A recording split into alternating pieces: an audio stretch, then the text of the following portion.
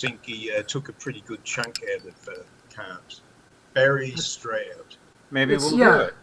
Maybe we'll find that paper and do it for a week. That sounds good, yeah, because... I wouldn't mind.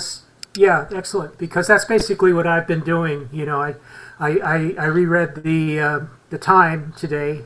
Didn't get through the whole thing exactly, but I got all the way to the point where he makes a counterclaim to the refutation, to the idea that time is a priori, and so he makes his counterclaim, and then I just right away recognized it. Hey, that's exactly the same as my claim, you know. So I read it, and that was cool. What he said was basically just relying on his original claim that time is a priori. That was his proof.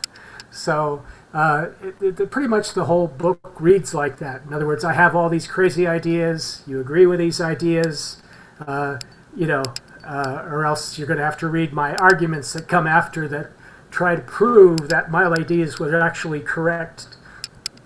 The crazy ideas that I first stated were actually correct. You know, so that's kind of like the balance of my work this week, and I can imagine what Stroud's paper must be like.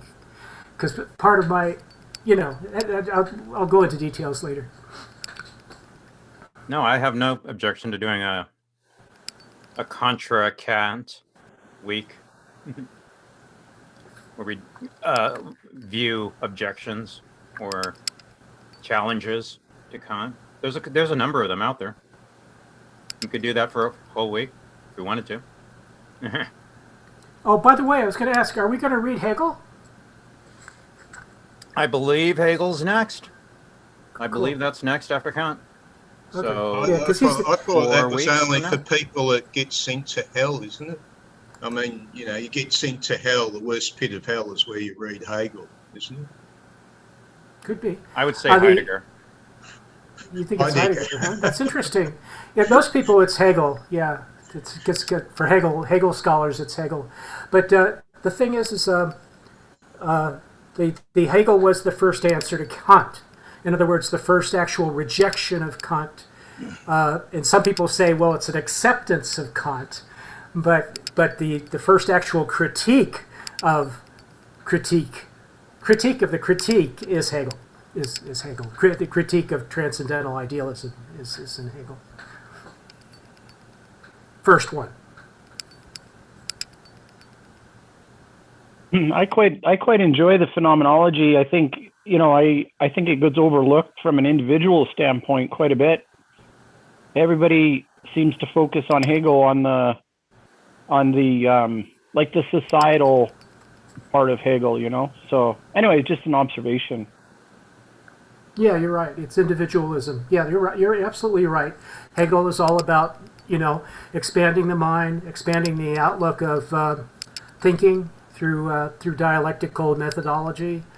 But he accepted a lot of Kant's innovations in logic, and so I think that's where the comedy really comes in, and that and Kant gave Hegel a reason to exist. In other words, Hegel chose phenomenology for his rejection of Kant, phenomenology and a more scientific outlook. Yeah. Let me ask the group: do you guys form any of your own sort of?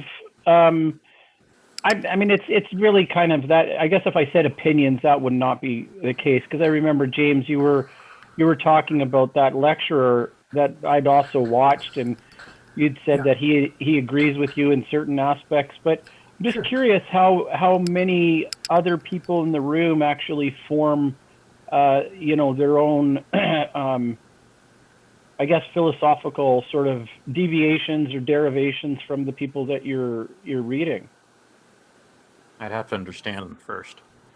Yeah, you have to sort of like understand what's going on. I was kind of like confused. I've read Kant this book 3 times. Not well. I mean, in other words, I was just kind of like trying to understand it the first time. The second time, well, wait a second, I've got some questions to answer. Let's see if I can find the answers to those questions. And so I was reading maybe selectively.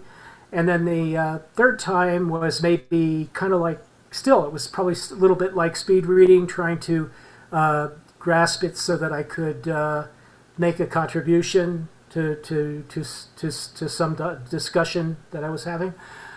And then, and this is the first time where I've actually read sections seriously, where I've actually had to find refutations to arguments, and that's like the deepest kind of reading. It's pretty slow because you have to stop to make your arguments, and to find you have to read slowly enough to find the leaks and the repetitions and the deceptions, and then you can make your counter arguments. So that's a kind of a slow mode of reading. But I think that's not that hard in the transcendental aesthetic. The transcendental aesthetic is full of holes, and that's sort of like where you start. So it's that kind of slow reading, and I hope to continue it. Although I don't like the work that much. I'd rather be reading just Heidegger and Husserl myself. Oh, interesting. Yeah. Yeah, speaking for myself. Well, I have a blog called Planksip, and that's the inspiration behind Planksip is that slow reading. Like an individual, everybody kind of knows that individual or that aha moment when you get a concept. And I could talk about it from a neurological standpoint, but that was what the intention of that word was that caption of that aha moment when, the action potential reaches the threshold and you get the concept and you get it maybe in a way that's intended, right? Or at least original. In other words, it could be as intended, or you get as intended. In other words, you have to maintain an openness, but at the same time, that slow reading can lead to a critique, which is really where it's really cool for me. And that's the question you were asking. Does this ever become a critique? And the way it becomes a critique is really slow, careful, phenomenological reading. You read it, you insert all the words into a glossary and a phenomenology. I used a spreadsheet this time. I put all the vocabulary into a spreadsheet. All the meanings, all the relations are there, and then everything started popping in for me. I started getting aha, oh, yeah, So those relations all start to become apparent. Yeah. That's exciting. Yeah. All the benefits of a spreadsheet that didn't exist in Kant's day. I know, he just had to suspend it in his brain and stuff. So and they had to do all their writing using this. Yeah. Yeah, I'd say that's a really good way to read Kant, because looking at him as a natural philosopher, a natural scientist doing mathematics and working off his training, which would be Euclidean proof and the logic of his time, that he's assembling this in a way where he's talking about how propositions stand, how to generalize propositions, and looking at that way, you have to assume that he's done this so carefully that when he says intuition in the first critique or anywhere, he's meaning the exact same thing all the way through, or else you haven't taken his postulates and assumptions and read the book the same way that he wrote it. So yeah, we have to do that by maintaining a unified idea as best we can to do justice to his words. Now, if he drifts and we catch him, then that's a critique of him. But he's, that's not the main problem in dealing with him. The main problem is unifying his idea, right? Right. Yeah. James, go ahead. Yeah, just the one thing is the intuition. I'm not sure if you were serious about that. That he always means the same thing by intuition. There's three kinds of intuition. Here, I'll be there in just a second. Yeah, there it is. So there's pure intuition without any sensation involved. There's empirical intuition, which is always related to state, and there's intellectual intuition, which is the kind of intuition that's completely excluded from the critique of pure reason. So there's three kinds of intuition in the critique of pure reason.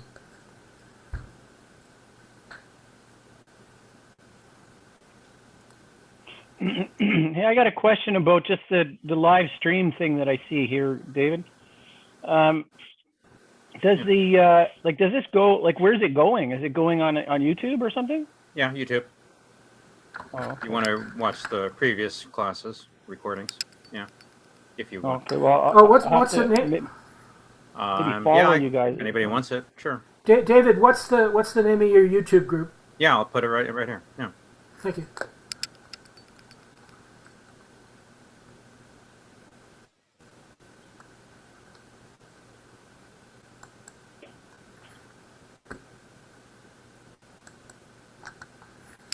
Didn't know we were going to be video stars. Kind of keep it on the down low.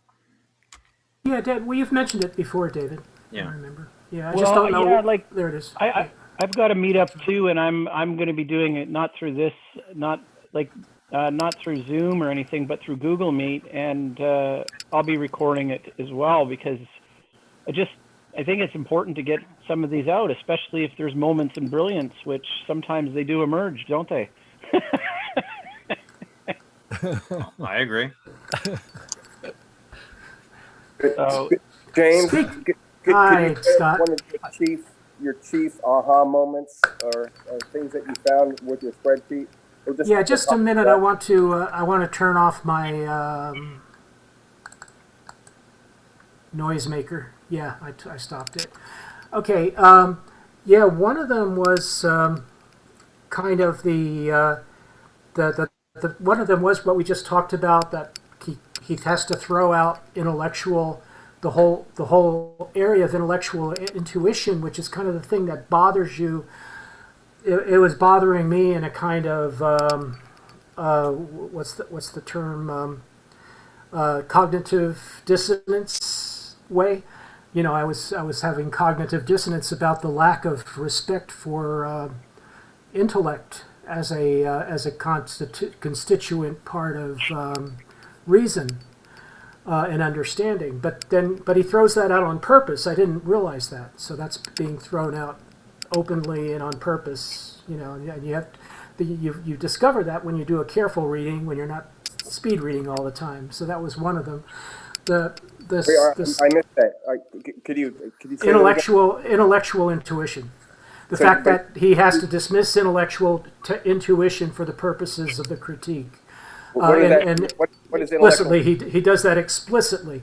Intellectual intuition is everything we get from books. This kind of like book learning, everything that you've been taught, things that you haven't experienced. In other words, because this whole critique is based on the idea that that experience is a necessary transition to reason, to pure reason, that there's a kind of a coupling between intuition, empirical intuition, that there's a coupling for Kant between empirical intuition and pure reason, and because of that, he has to actually dismiss intellectual intuition. It's not part of the critique.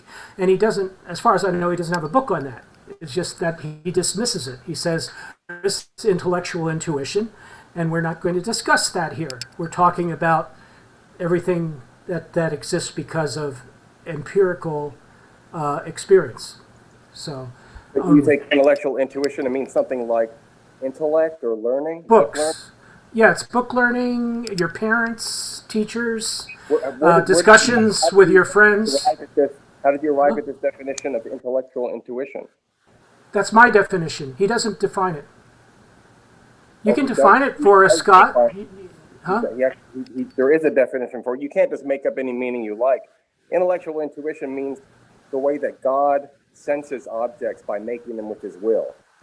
By discarding intellectual intuition for humans, he's saying that we're not gods, that when we experience objects, we do through an intuition that's receptive. So if I want you to have a red light, if you want to have red light in your experience, you'll have to look at a red light. God, on the other hand, makes the object with his will. So he permeates it completely, because the object that he's intuiting, intuition means that is present to you as a particular, comes from his will. So humans aren't magicians, and we're not gods. That's what he means by intellectual intuition. It has an actual definition. So where would that be? Where you have an index? Are you could just Google I this. don't remember any God talk anywhere in the book.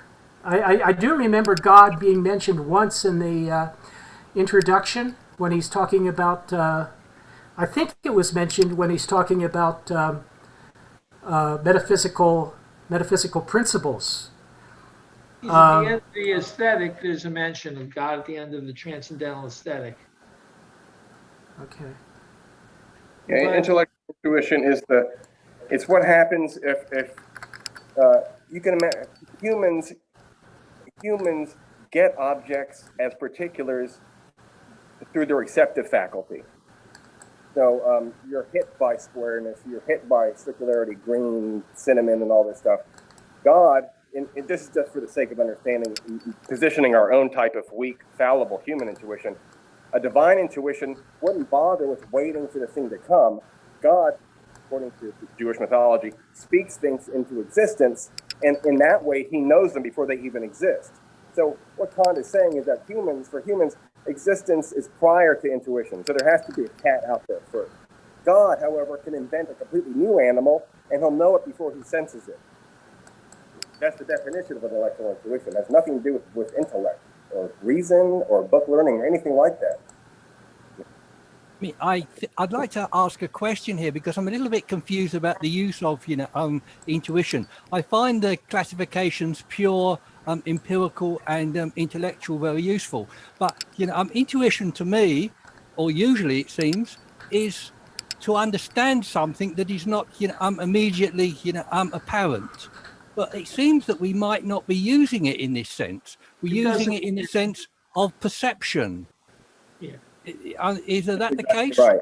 Yeah, that's exactly right. It has nothing to do with the modern use of intuition. It's unfortunate, but it has a special meaning that has nothing to do with our contemporary use.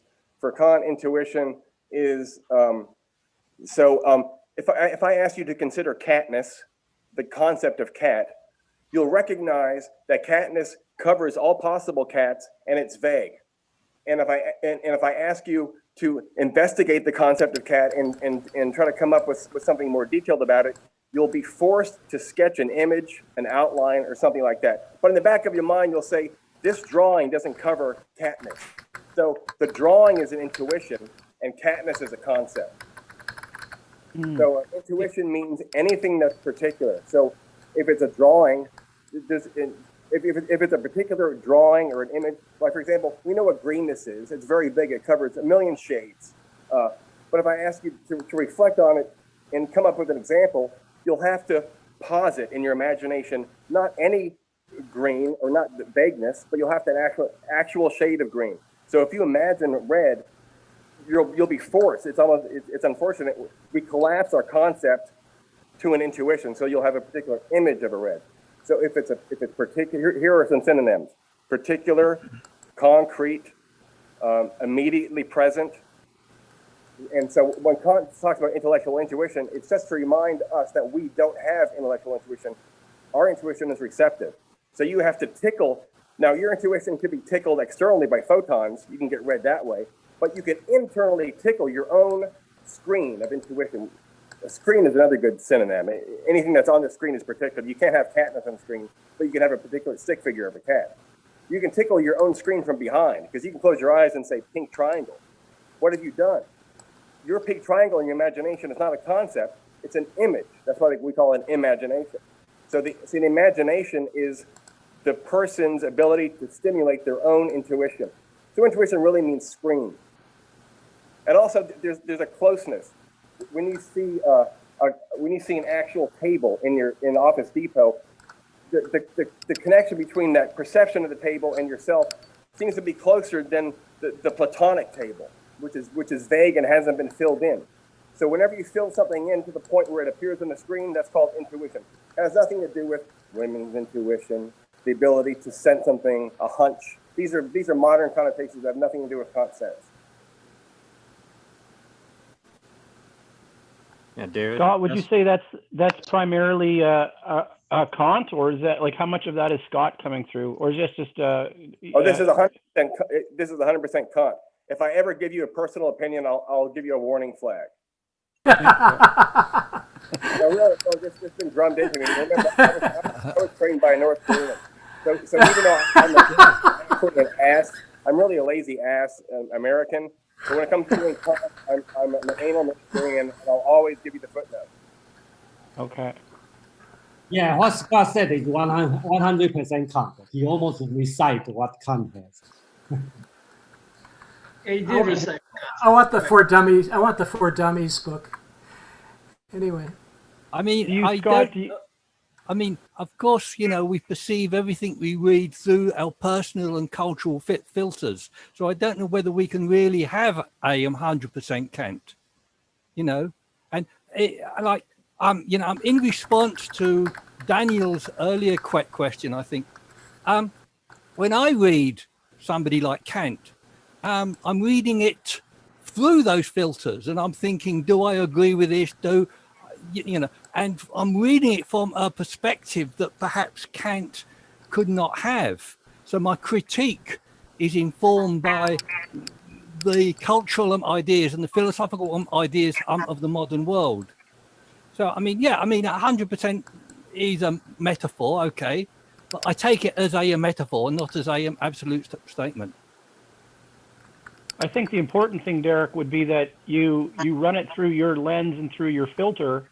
But also, if you can run the counterfactual as to what the original intent of and the contextualized historical version of what the text was, it just makes your counterfactual that much more rich. And because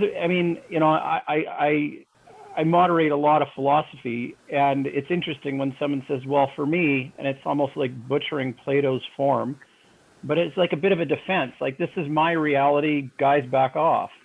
And, it's like, wait a minute, we're able to suspend multiple counterfactuals all at once. And, all in pursuit of, sometimes a perfected ideal or whatever, but, I think this is kind of the intention, right? Is that we can hold those multiple perspectives all at once. I think I'd like to second that idea, as opposed to this. I mean, it's helpful to go through a book and make a straw man out of it, and think you're finding holes, and think you're being a critical reader by filling in with your personal preferred definitions. That is an improvement on casual reading.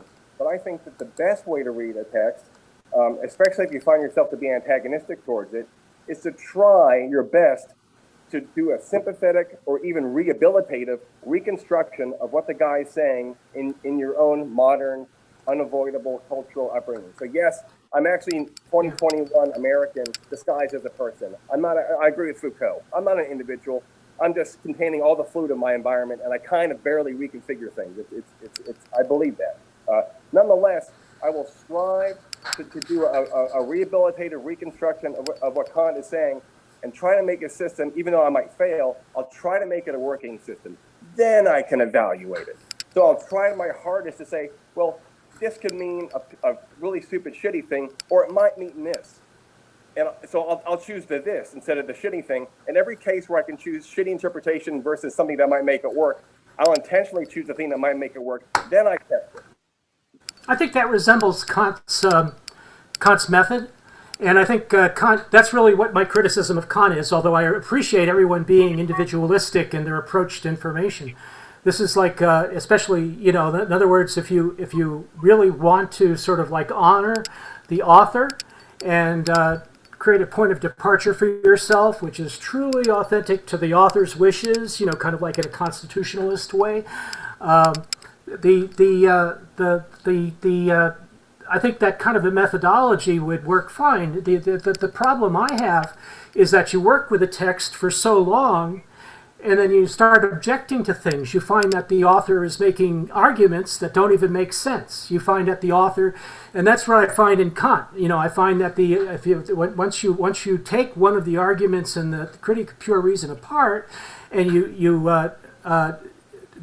find out that he's defending a bad idea. He's making a bad idea, the idea that all space and time, all cause and effect, etc., are located in the mind. They're not located like this. It's ideality, and not only is idealism, but it's like a special kind of idealism where he says, well, we can create this machine in the mind, a two-stage machine, a form, a thing that's out there in the real world. Call it a thing in itself, we don't have access to because we're living in the 18th century and we think that things, everything is hidden from us. Everything cannot be actually understood in itself. So I'll call it a thing in itself. And I'll create a mechanism for us to actually understand that thing by providing a form. And of course, like Plato, created the theory of forms. I believe it was Anaxagoras or Aristotle. One of those guys had another theory of forms.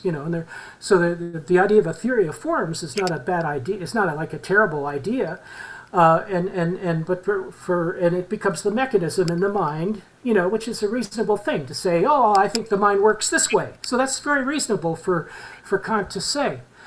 But then every time he has trouble defending himself, he has to make kind of like strange arguments, to defend his ideas. And the book is a book full of arguments.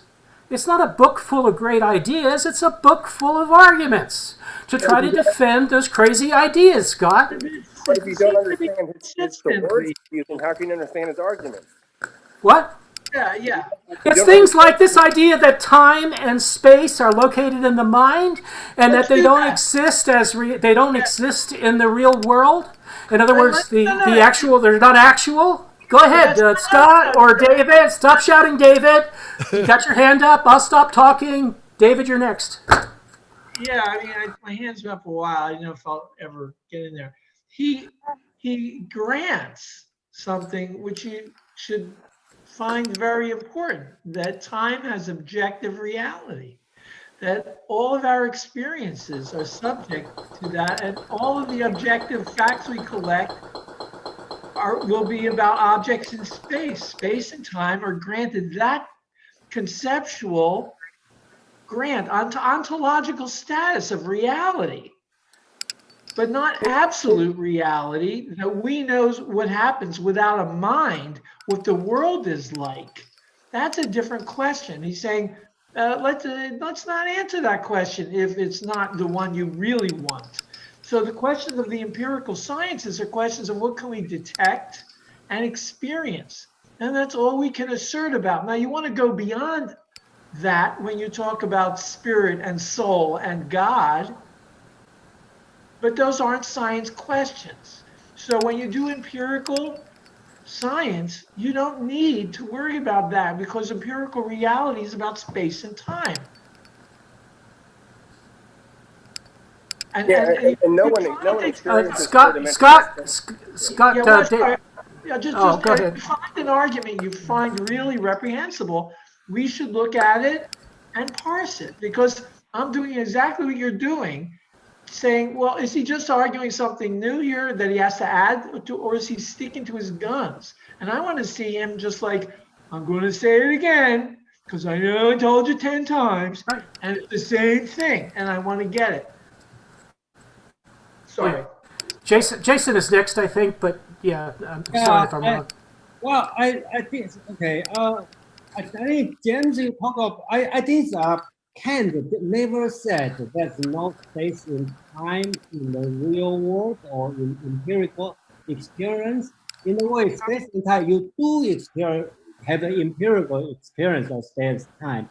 And the only thing he wants to argue is space and the time is prior to the experience. That means, he didn't say there's no space and time in the real world. He only said it's before we know the real world. Okay, you already have a space and time.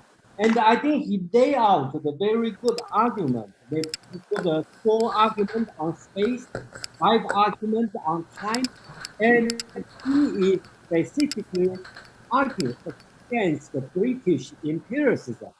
And the only point that he wants to make is space and the time happen before we encounter the real world. Okay, so that's the only thing he wants to argue.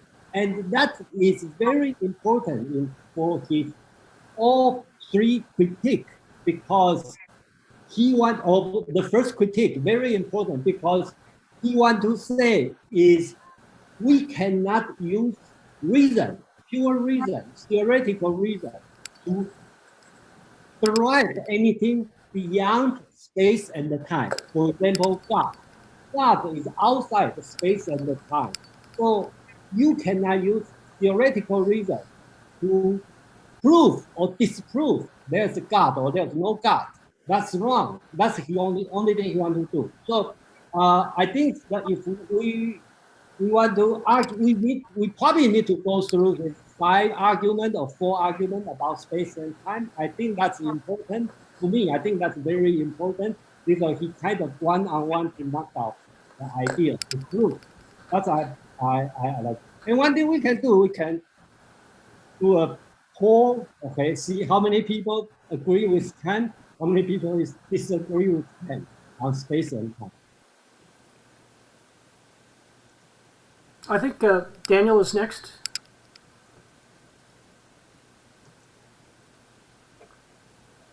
Daniel, you're muted. James, you bring up a really interesting point. It's like you just threw a bunch of fuel on a fire here. Yeah. But let me see if I can tease something out, right? So, if we looked at time and space from the perspective of a photon, right? Now, just guys, give me a little bit of space here to hang myself. It would take about fundamental constituents of the universe, okay?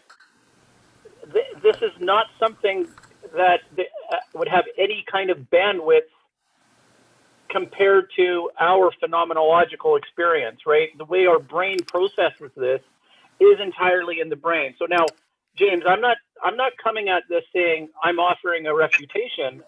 I'm just saying, can you see how this would now it would put our perception of space and time within the parameters and bandwidth that our brain has the capability of even comprehending. But when we talk about what space and time is in terms of a material entity, from say the perspective of a quantum, material, it's just not the same. Yeah. I mean, space and time as material, it's not the same. Well, yeah, it's not. It doesn't have. It has its own kind of extension. Space and time. I think Kant's objection to time, and probably space too. Is like space has extension, but up and down in time only is only depicted as a line, according to Kant. So I think that's really his objection to the one of his objections to the idea that time is actual. If time is a line, then it's not really actual because real things aren't lines. But you were talking about a photon. Are you talking about the speed of light being a kind of like a guide to the mind, expanding the mind to be able to do this kind of cognition? Are you saying that the cognition is so limited that it's good to have pegs to place in the mind, like a priori time and a priori space and a priori causality and so forth? Is that what you're saying? Thank you for following up. I think sometimes this is really valuable to do a little bit of an exchange, and I think it's starting to kind of just explode like this. And I'm really trying to say, guys, let's just focus on the concept that Kant's saying, that space and time, the concept, the understanding, the experience, the epistemology, our whole entire body of wisdom that's focused around this is made up in the head. It is made up in the mind. Okay, and I'm thinking that the way James is saying that's just ludicrous. That's not. It doesn't make any sense. It's very So- Einsteinian. It's very Einsteinian because Einstein pointed out you don't measure the length of something, right? You go to one end of it, and then you go to the other end of it, and you make a bunch of comparisons of what your experiences in those two events were. There was no time you measured it. We thought we just measure it at a moment. But no, the reason things have length is because you are traveling and they're traveling, and you're comparing your relationship to marks on that object, and you're calling that a length. There's no such thing as a space and a time you're going into. You're thinking in your own experience of what it is to experience that object. That's the noumenal world you're reaching out to, and it doesn't work like space and time the way we think of it. Okay. Well, let me just Go ahead. Let me just finish off what I think. It's so amazing, but James, I'm just trying to focus right on that one point, and that's about that space and time is entirely in the mind, right? And this is what's kind of throwing you. Now, I almost say let's switch it a bit and try and do what Scott was saying and try and understand from what perspectives can we defend or steelman this concept of space and time being in the mind, right? And so when I look at a fundamental particles, right? So we say photons, okay, and the way light exists in the universe, we're applying these labels of space and time to these, to these entities, right? This is like how much of this is language games in a way, right? And so we come up with these concepts. Oh, you're saying describe it, and then the predictive models then ensue, right? So from that sort of standpoint, I get that. I'm like, okay, I can kind of understand how he can kind of make that claim about it completely being in the brain. Yeah, right. Am I off? No, I'm following you all the way, and the thing is that the individual, right? I mean, the subjective, the person with the space and time in his brain, is a biological entity, and I agree with Kant on that. He actually recognizes that there's a fellow in one of his arguments. He recognizes that there's a fellow standing there who is an appearance that is saying who is actually a dissenter that says, who is saying, I have a particular time of appearance in this event, and I have a time and appear in that event, and those are sequential. They're the appearances in those events to try to buttress, the overall argument that time is subjective. And my idea is just simply that it's true. That and Kant uses this type of argumentation too. It's one of the like allowing an argument that it's absolutely true that humans can detect time because we are biological. We are time detection machines. We can actually we kind of like understand photons. We do photons. We maybe don't understand photons automatically, but in Kant's time we didn't probably. But nowadays we do photons, and we understand that we do photons, and we all do photons. So that's called seeing, and the doing of other parts of time are not necessarily started from within us. They're started outside us. And we know that. We know that those other parts of time happen outside us. We know that there's just simply correspondences here, that there's not a point of origin inside us called the subject. And the subjectivism involves being the source of empirical knowledge. No, we don't think that way today. Maybe it's okay for Kant to sort of have solved the problem of empiricism in the 18th century that way, but we don't need that kind of solution to empiricism today because we have phenomenology, because we can simply rely on nature and our analysis of nature for the explanations of all these phenomena and criteria. And not only that, but relying on those things have been very successful for us.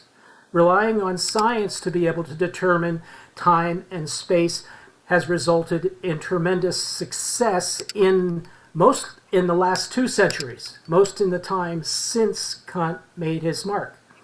And then Kant was fairly quickly, he had a number of followers, but I mean, he was fairly quickly reduced to another philosopher because of the influence of Hegel and other philosophers that followed.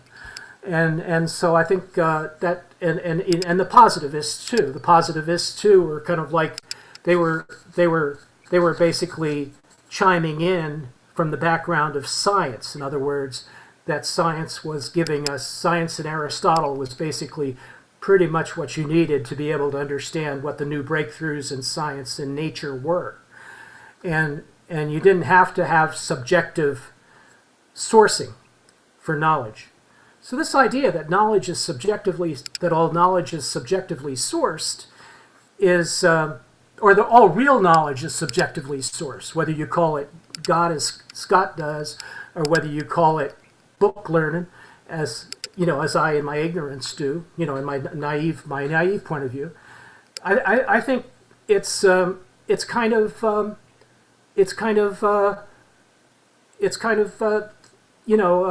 just simply accommodating ourselves to all the sources of time outside the world. And the main evidence that I have to offer is a paper that was written by Einstein in 1906. And it's like a 2-page paper. And in that paper, or 2.5 pages, but in that paper, he just writes down the correct math for predicting all the relationships between space and time. Just a simple little math paper with math in it that I can understand, and probably anybody with a reasonable level of math. You don't need calculus. You just read this paper, and you know all the calculations for understanding the relationships with space and time, because he has figured out that including the speed of light as a constant solves all those problems. So you know what I mean? It's not like a big deal. The paper is not a big deal in itself. It's just simply a couple pages, 3 pages in a math book, where he gives all the mathematics necessary to do time and space calculations by using the speed as a constant. So that's our modern view of time and space. And we know that because of that work he did later, the special relativity, we know that it's affected by gravitation. So we know that these entities, we know that we didn't make this up in our own mind.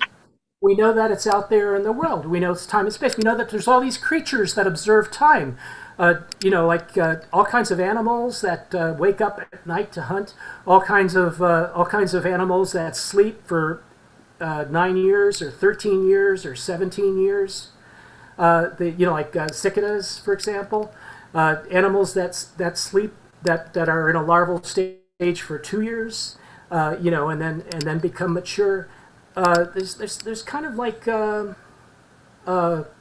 there's all these biological clocks going on, all of these solar system clocks that were discovered in Kant's day, and yet he thinks that the clock, that all the time is occurring in the mind or in the subject, and that they're not, and that they collapse. He thinks there's a collapse of information. He says there's a collapse of information. The time disappears, is the word he uses, whenever you go outside your perception of an object. That's ridiculous. That in itself is solipsism. There are solipsistic elements in the book.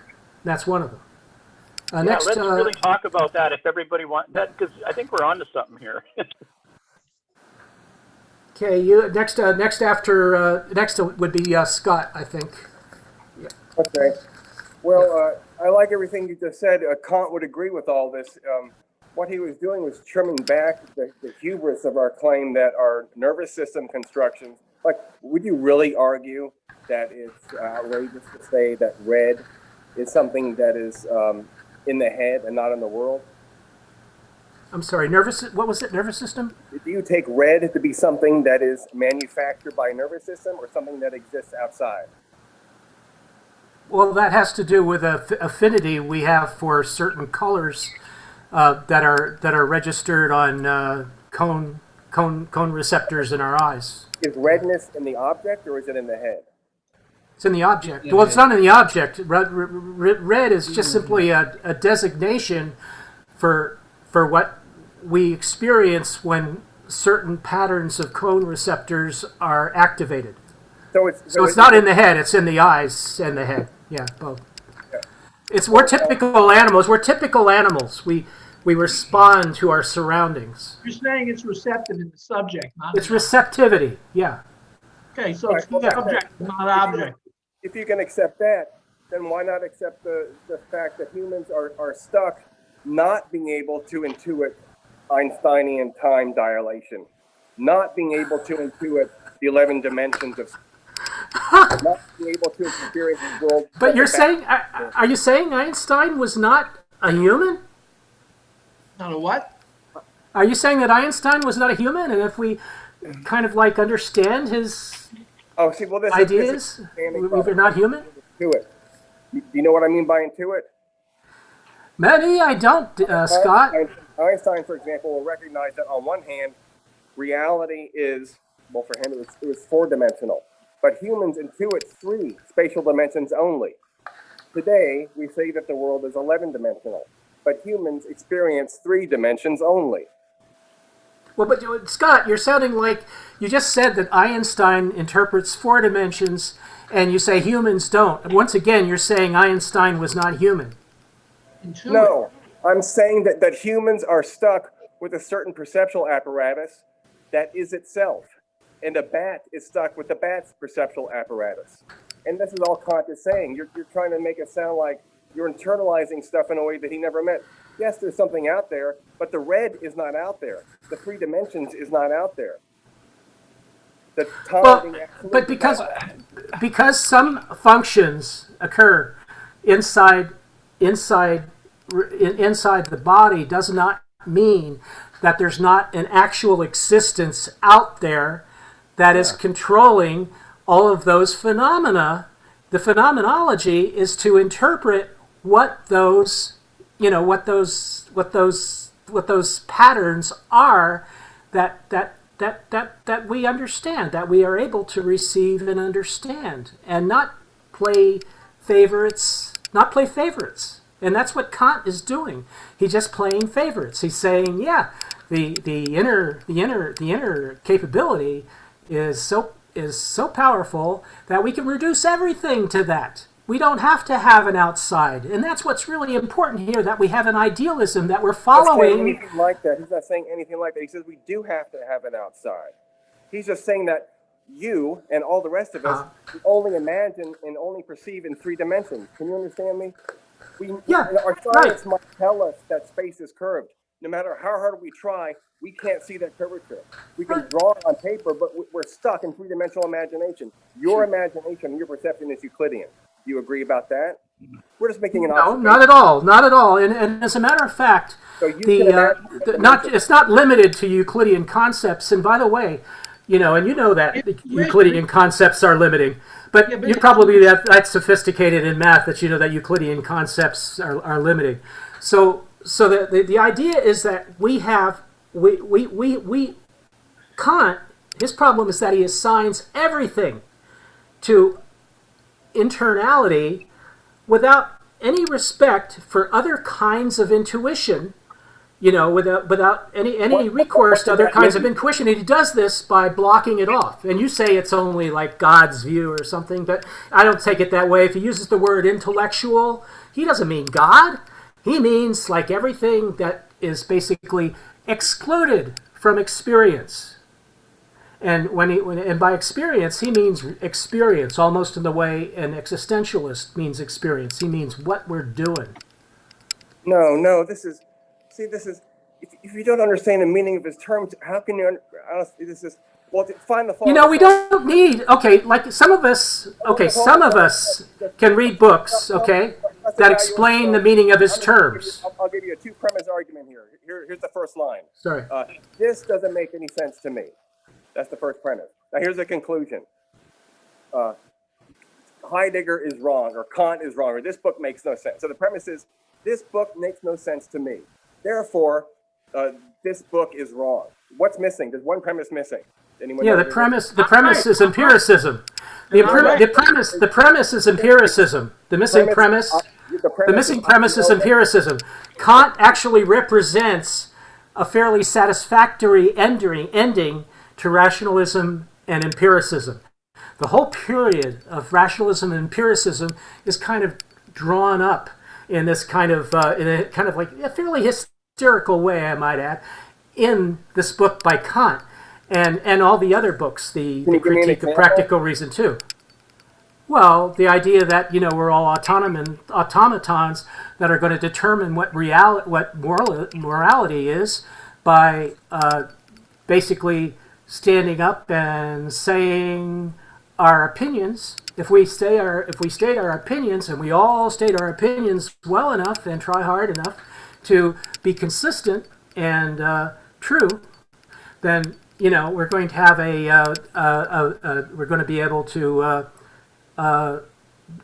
create the best possible morality. That's basically the guidance of the second critique. So. But this book is the same way. This book is just so full of.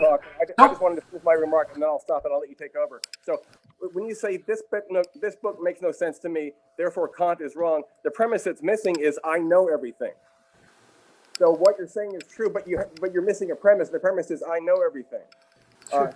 And I asked you before if you can give me one example of where Kant has holes or cheats, and you just made up your own private definition of intellectual intuition. You even admitted it. You have to know what his words mean before you can evaluate what he's talking about. And everything I've mentioned here is common sense that you've agreed with. And everything I've mentioned here is something that Kant agrees with.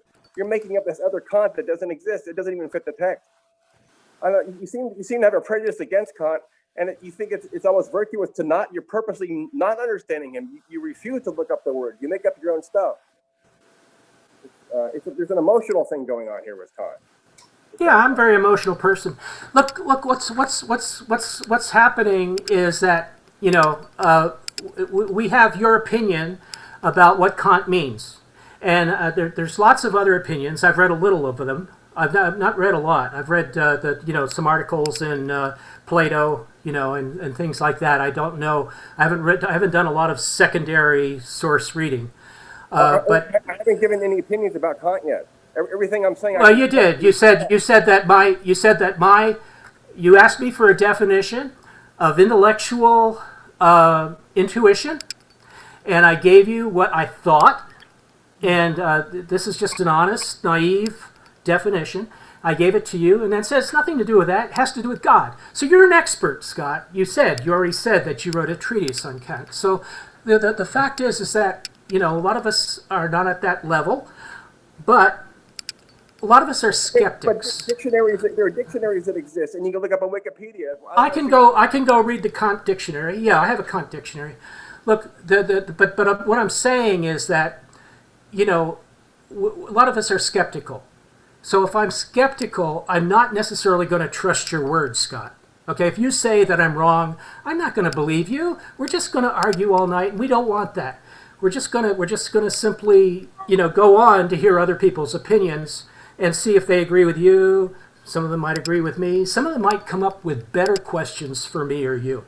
So that would be the best possible result of having that kind of like a disagreement about terminology. Can I ask you one simple question? I thought we might be able to use the text itself to answer those questions.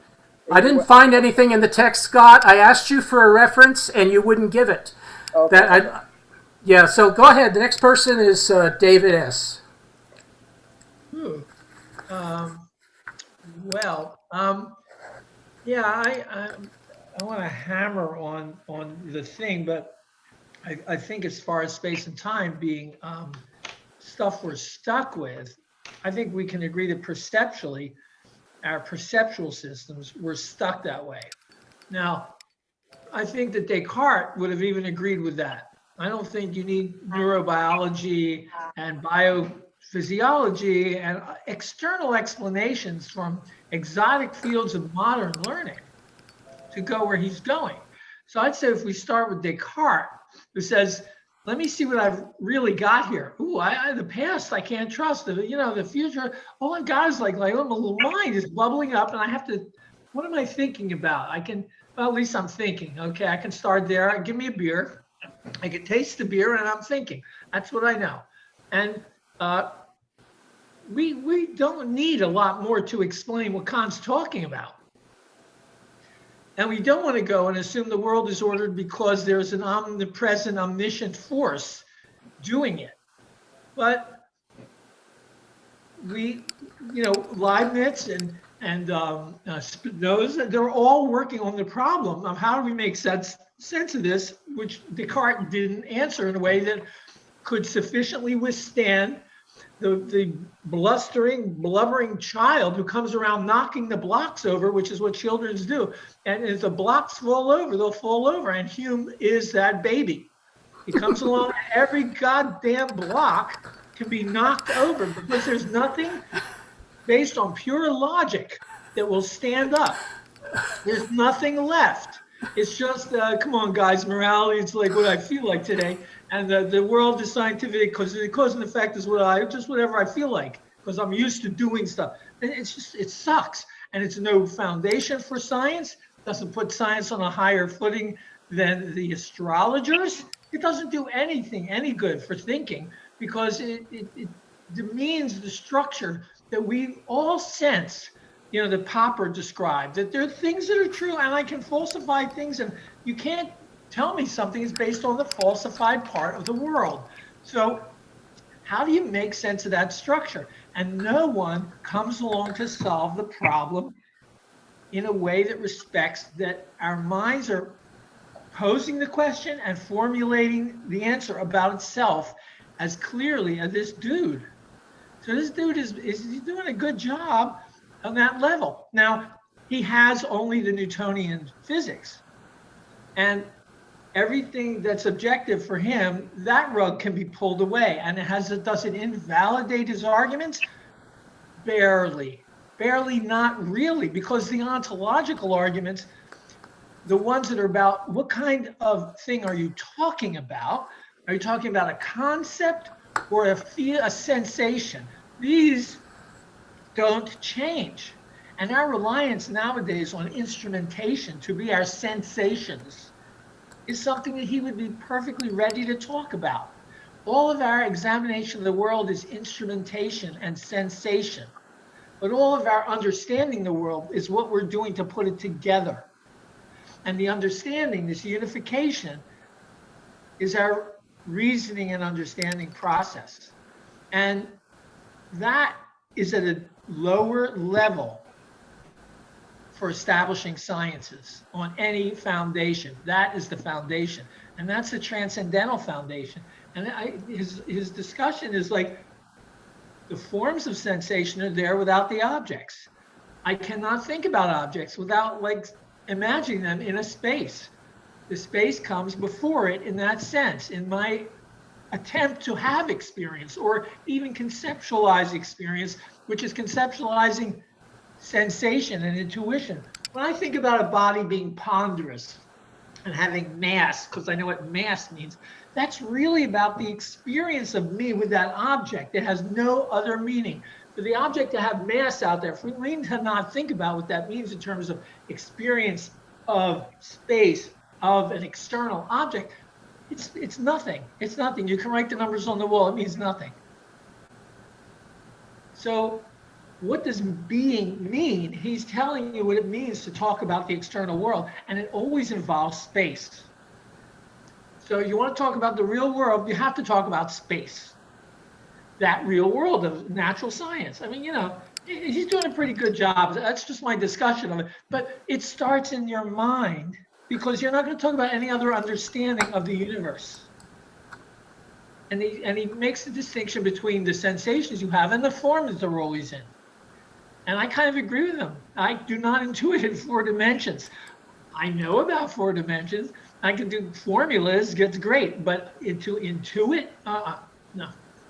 So, I think when you look at Einstein as a critique of Newton and as a critique of this science that we're being presented with here, the talk about perception still holds up.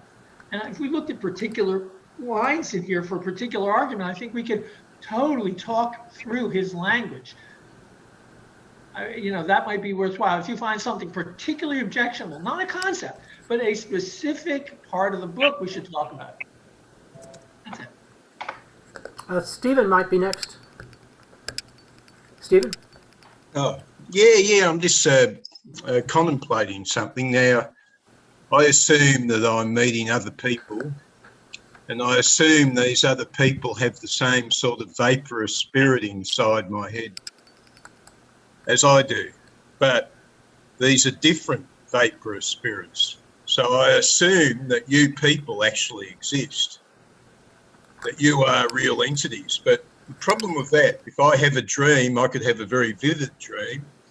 And in the dream, I have people with minds, or apparently with minds, but we all assume that they don't really exist. So we have 2 modes of consciousness there, one of the waking consciousness compared with dreaming awareness. Now, all these philosophical arguments tend to present the day waking consciousness world as part of their argument. What happens in dreams can be a bit different. I noticed the lecturer has said that, of course, in perception and conception, we're making the worlds bend towards the way we like to see it.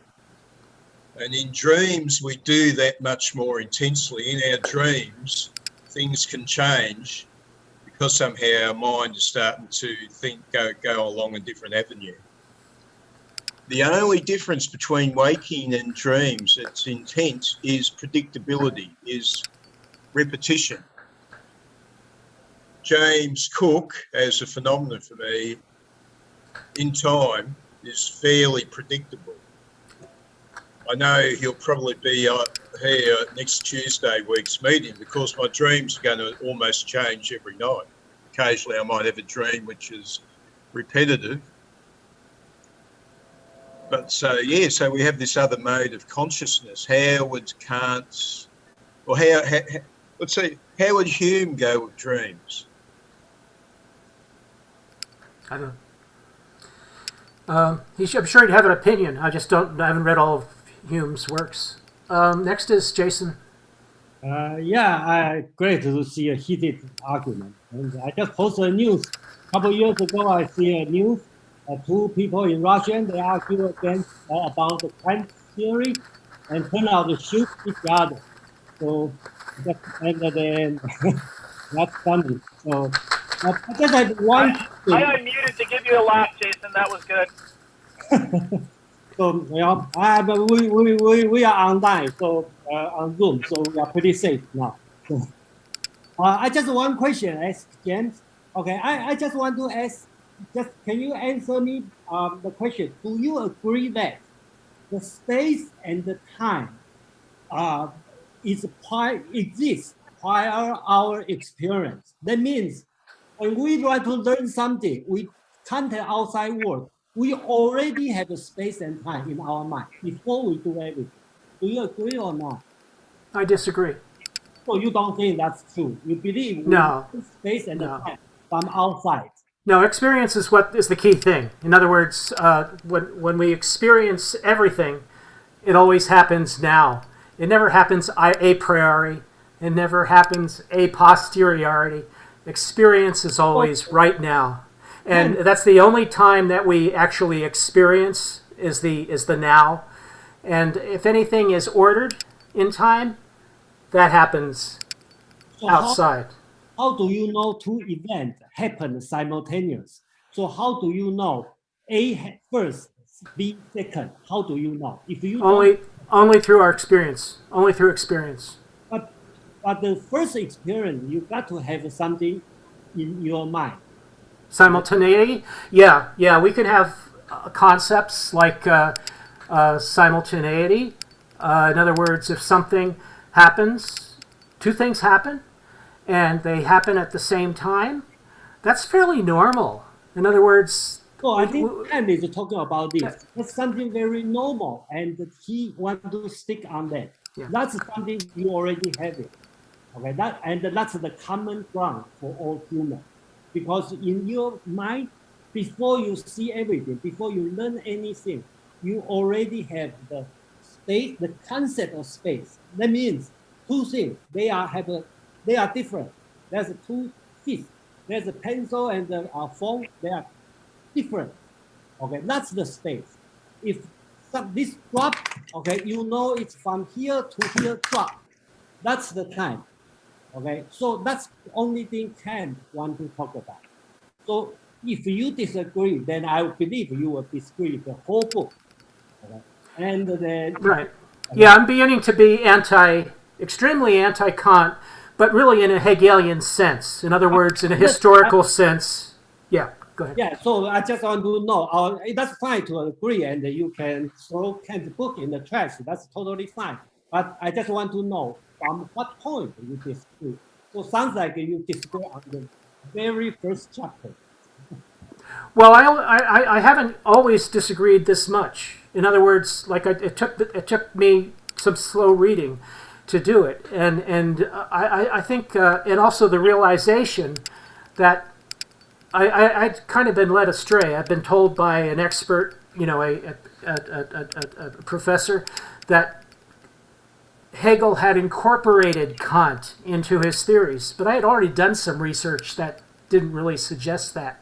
In other words, that Hegel was partly Kant, but Hegel really threw out transcendental idealism, and that and reimagined what perception was like, reimagined perception, and so. So that's really my standpoint. Is the history is from the history of philosophy, that we had historical philosophers that rejected some of the basics of Kant's ideology, and I stand with that rejection of the transcendental idealism, the ideas that there is a priori formation of knowledge necessary in order for perception to take place. So I don't think that there's an a priori order to perception. I believe it's just simply as we are. We come with our bodies already with the capacities, with the limited capacities we have. You could call that humanism if you want, but or empiricism, but I don't think it is. What I'm looking for is a phenomenology, some kind of analysis that creates a way of viewing experience and integrating it with consciousness. Yeah, so that means if we continue, we probably will disagree a lot. So I think that's fine. I'll shut up. I was just trying to answer your question. I think the reason could be because I didn't read Hegel. Okay, so probably I will change my mind for the next 5 years. If I spend a lot of time reading Hegel. You could spend a long time trying to figure out Hegel, I'll tell you. So I probably will be in alignment with you, but at this moment I haven't read Hegel, so sorry, I probably have to disagree with you on another thing. Daniel is next.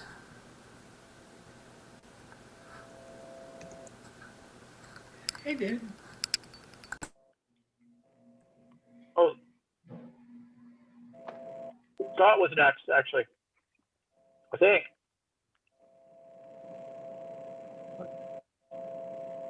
What's going on? Was Scott next? Are you up? Oh, who? Me?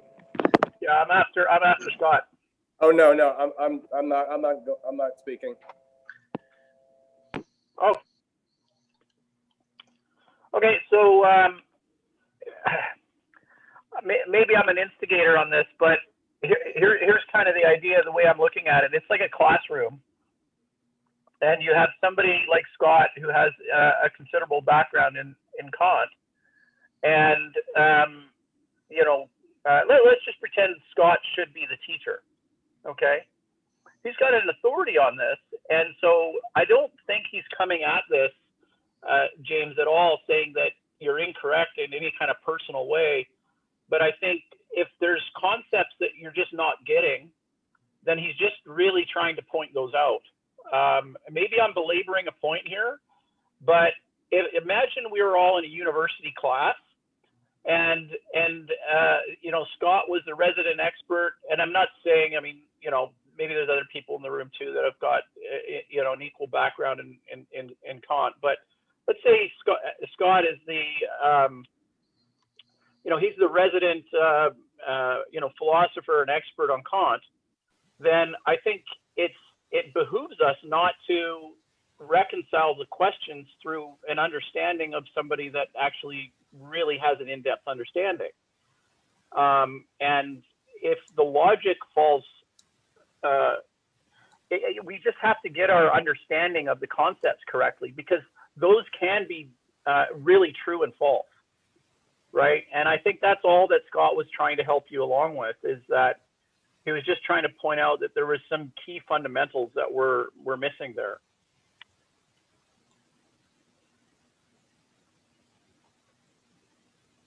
I don't intend to be faithless. In other words, if there's a teacher here, I'm very glad to learn. So, and my attitude is that, we come here as equals, not that one of us should try to assert, his equivalence to any other. Or that's my job to assert my equivalence or anything like that, or that's what I'm doing. I just wanted to come out tonight, and that's all. I just came out, and there was a question that Scott or somebody asked me. I think it was David. David had a very good point. He wanted me to try to organize terms that had needed definition. So, and that was one of the accusations against me, if you remember, Daniel, is that I was making up, I think it went by Scott. He said, I'm making up my own definitions of things. No, I'm not. I'm taking these things directly from the text. So I do think, Daniel, you're belaboring that point. That's new, and you have the right to say it. But I don't think we are a classroom. I would be glad to turn over full control to Scott and have him deliver a lecture. That would be fine with me if that's what you'd like. I'm just saying, I'm just simply trying to be in the mode of exchanging views like the other people have been doing in this meetup. That's all. And my view has been kind of like, well, I have some objections, but I'm kind of confused about these points. And then I had all of these what do we call it? All those aha moments this week where, holy smokes, this all has to do with Descartes, Hume, trying to equalize, with the empiricists from Locke to Hume, and then trying to establish a foundation for his personal philosophies and history. And that's perfectly okay for him to do, I think. And he did it brilliantly in a way.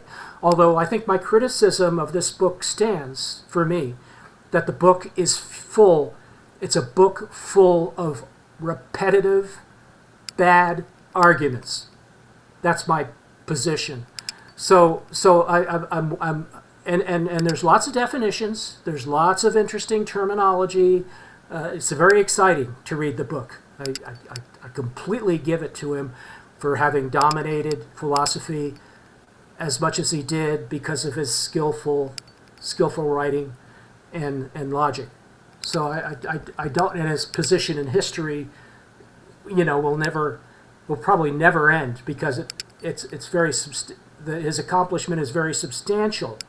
That's what I believe about Kant.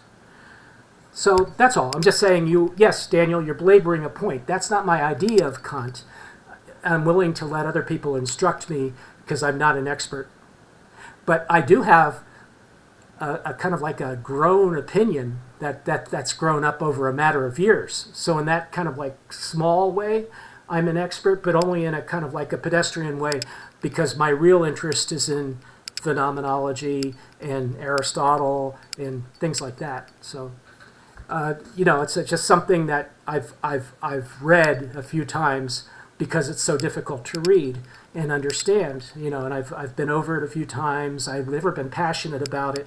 I just simply wanted to have an ability to converse with people who were Kantians. So that's where I'm coming from, and I've changed. I realized this week I'm going to be an outlaw. From now on, from this time forward, I'm going to be an outlaw. I am not going to be pro Kant. I'm going to be basically taking Hegel's position that this is a rejection of a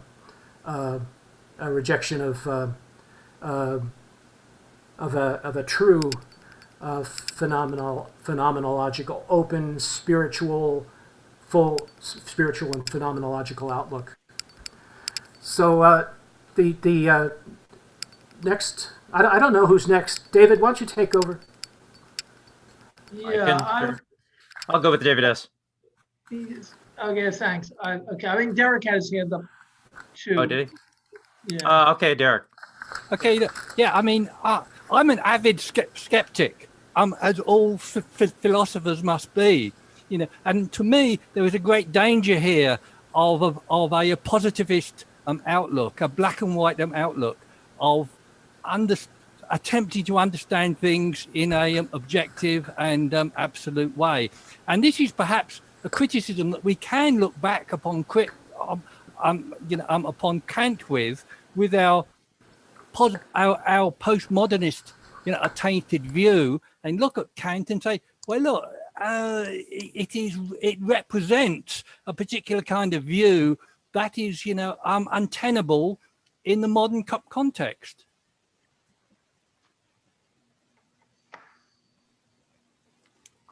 I'll let anybody respond if they want, or we can go to David S. Well, I was just thinking, if I came up and gave you the full Three Stooges treatment, poking the eyes, smack on the head, and I kept on doing it, would you still remain skeptical that I was there?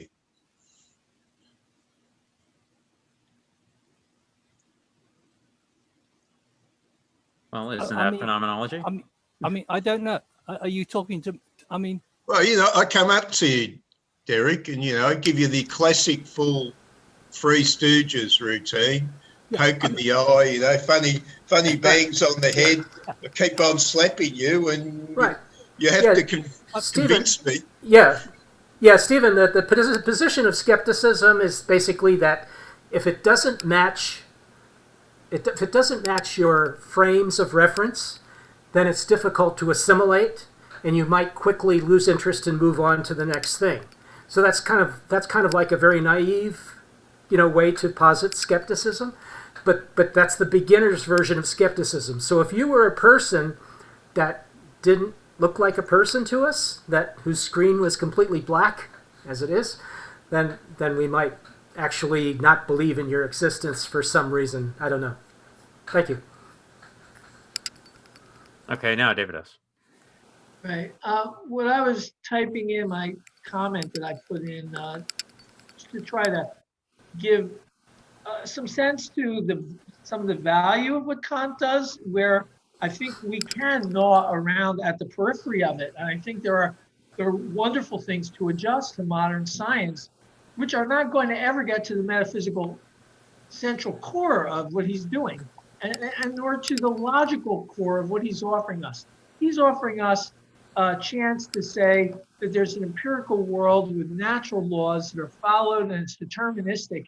And I can say that B implies C and C implies D, and these things are, these things are equal, but they're all prefaced by the fact that we're within a theory, in a model theoretic sense, if that means anything to you mathematically.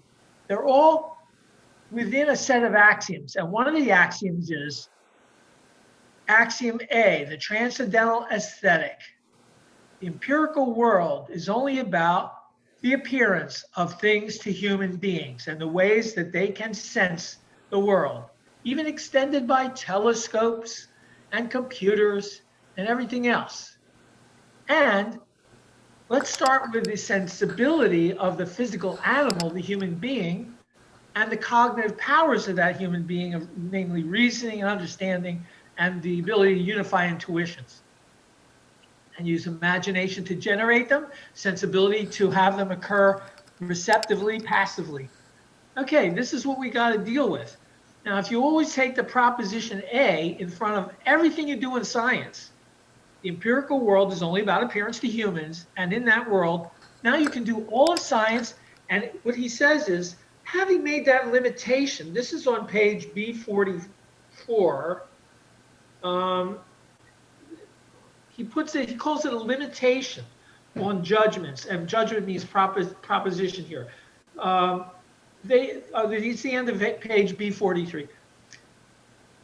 If we add the concept to the concept, the subject of a judgment, the limitation under which the judgment is made, the judgment is made unconditionally valid.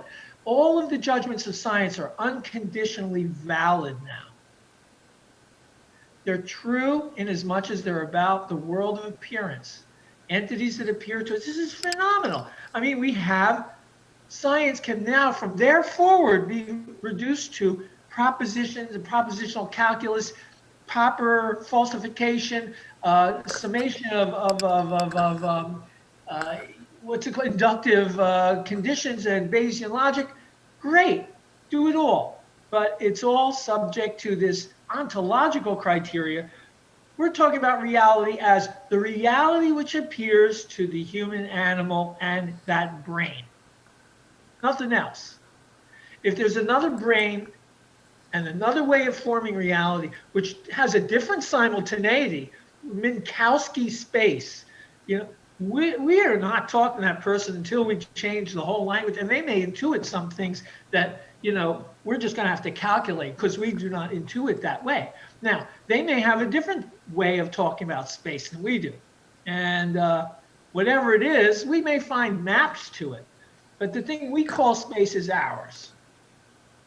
And that's about our sensibility and our putting sensation into a box called a picture and having three-dimensional intuition control. Intuition control is pure intuition. I can generate this stuff and it all comes out three-dimensional. I can fake a fourth, orthogonal line, but honey, that's a fake.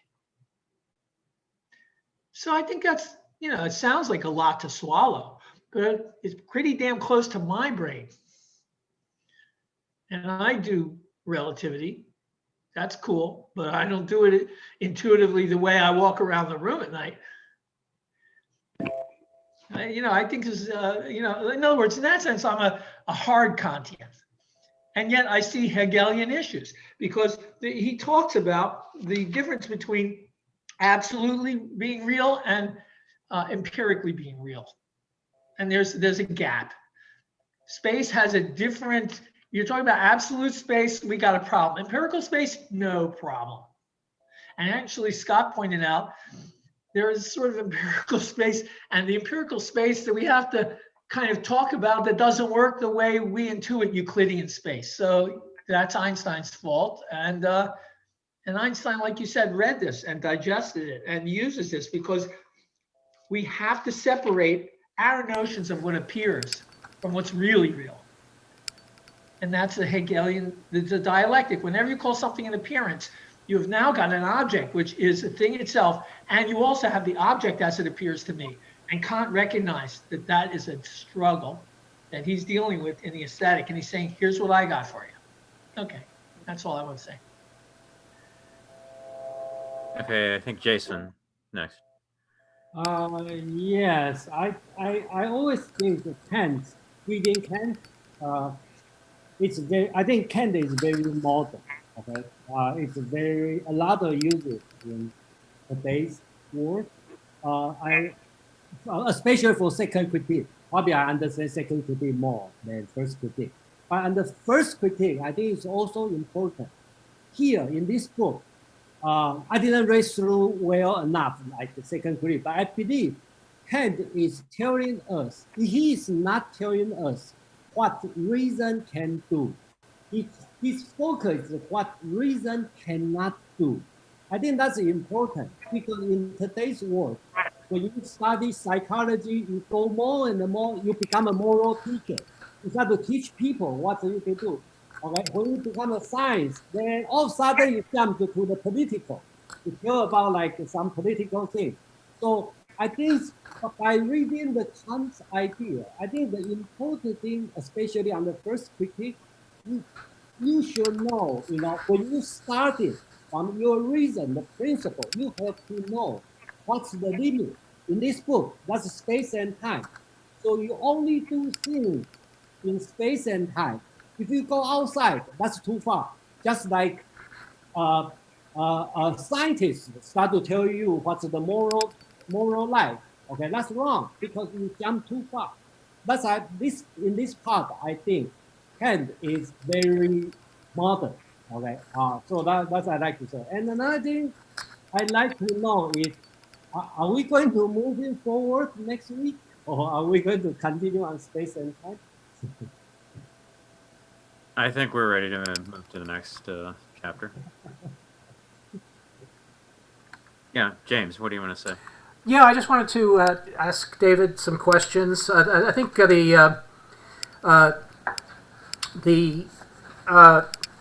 what he said about empirical space, the first question is just like empirical space. I was just wondering if when that empirical view of space disappears, like when we close our eyes or we move to a different space, do we really lose our concept of the other space? Or is kind of like, is there any time that we're without? I guess you would argue that we're never without the concept of space because it's already held within us. But that's sort of like to me, that sounds like an easy answer for the space outside is actually disappearing. So I just wanted you to clear that up. The second one is... Whoa, go slow. Go ahead. That's a lot. All right. That's a lot by itself. Yeah. No, Yeah, in other words, I don't have any concept of space not existing except in my head. I have to have space in my life externally all the time in order to feel comfortable. So if it disappears when I'm not thinking of an object, I'm kind of like... now, I'm not sure if Kant says that, actually, so I just wanted you to clarify for me a little bit. What happens to space when we're not in relations between objects? Well, let me just say real quick. He says the opposite of what you just said. One of the arguments is that we can't think away space. So you can try to wipe it out. Some people prefer black. Some people prefer white. Whatever empty is for you, you wipe it. Black usually is the color. But can you wipe away the black? Can you wipe away the space? So Kant's precise argument for why this thing is a priori is that through the power of our will, we cannot imagine away space. In a certain sense, Scott, it's How can you look the chapter on space and miss that? I think the opposite. This is concern. Yeah. I don't want to overstate that, though. There is something, though, for James. I think there's a little wiggle room here. If you're not imagining objects and your eyes are closed and you're thinking about music and you're not thinking about space, you're not thinking there's no concept of space operative, what's your question? No, there's no space in that experience. And that's not a spatial experience. It's a temporal experience. When you're in your inner sense only and not thinking of other objects as being other than you as a body, there's no need for space. It doesn't come up. It's not. He's not talking about where did space go. That's a different question. It's not even a question for this. You know what I'm saying? Yeah. Thanks. Kant's a very careful phenomenologist, and he puts a lot of attention on the concept of attention and intentionality. So he says that space is only necessary when your attention is outwardly aimed. if your attention is not outwardly aimed, then it's not a criterion for appearance. And in fact, it's true that when your attention is outwardly aimed, not only does every event have a place in time, but also is positioned somewhere in space, if it's outer. And your kidneys can be outer in this sense. That's right. He's not talking about, your surface. He's talking about visualizing things. On one hand, he prioritizes time in this sense. Time is a larger container than space. So everything happens in time, but only some things happen in space, outer things. But in another sense, and this is his famous reputation of idealism, where he goes against the solipsism thing that you said earlier, James. In another sense, space is actually prior to time, because we aren't able to track time without something to store our marks or to store our line drawing, which is a very advanced argument. That's an Einsteinian argument. So you have to read it, and you have to know what the terms mean. Okay, thank you. David, okay, the second one was, I haven't really read about it. What is this unifying intuition? What is the project of unifying intuition? Why is it so important? And what did specifically Kant accomplish? Well, I guess he accomplished that by creating the a priori, by creating pure skeptical reason. But is that what we mean by unifying intuition? The whole system of what do you call it? I'm sorry, whatever it's called. Anyway, by classifying the different types of reason, pure reason. And go ahead. Yes. So the word unity. I just want to. Scott, before you hit it with a pile of bricks, I just want to gently batter it with a baseball bat. No, I'm kidding here, but unity is a very as long as it doesn't batter me. I know what you're feeling. Because unity is a super powerful word, right?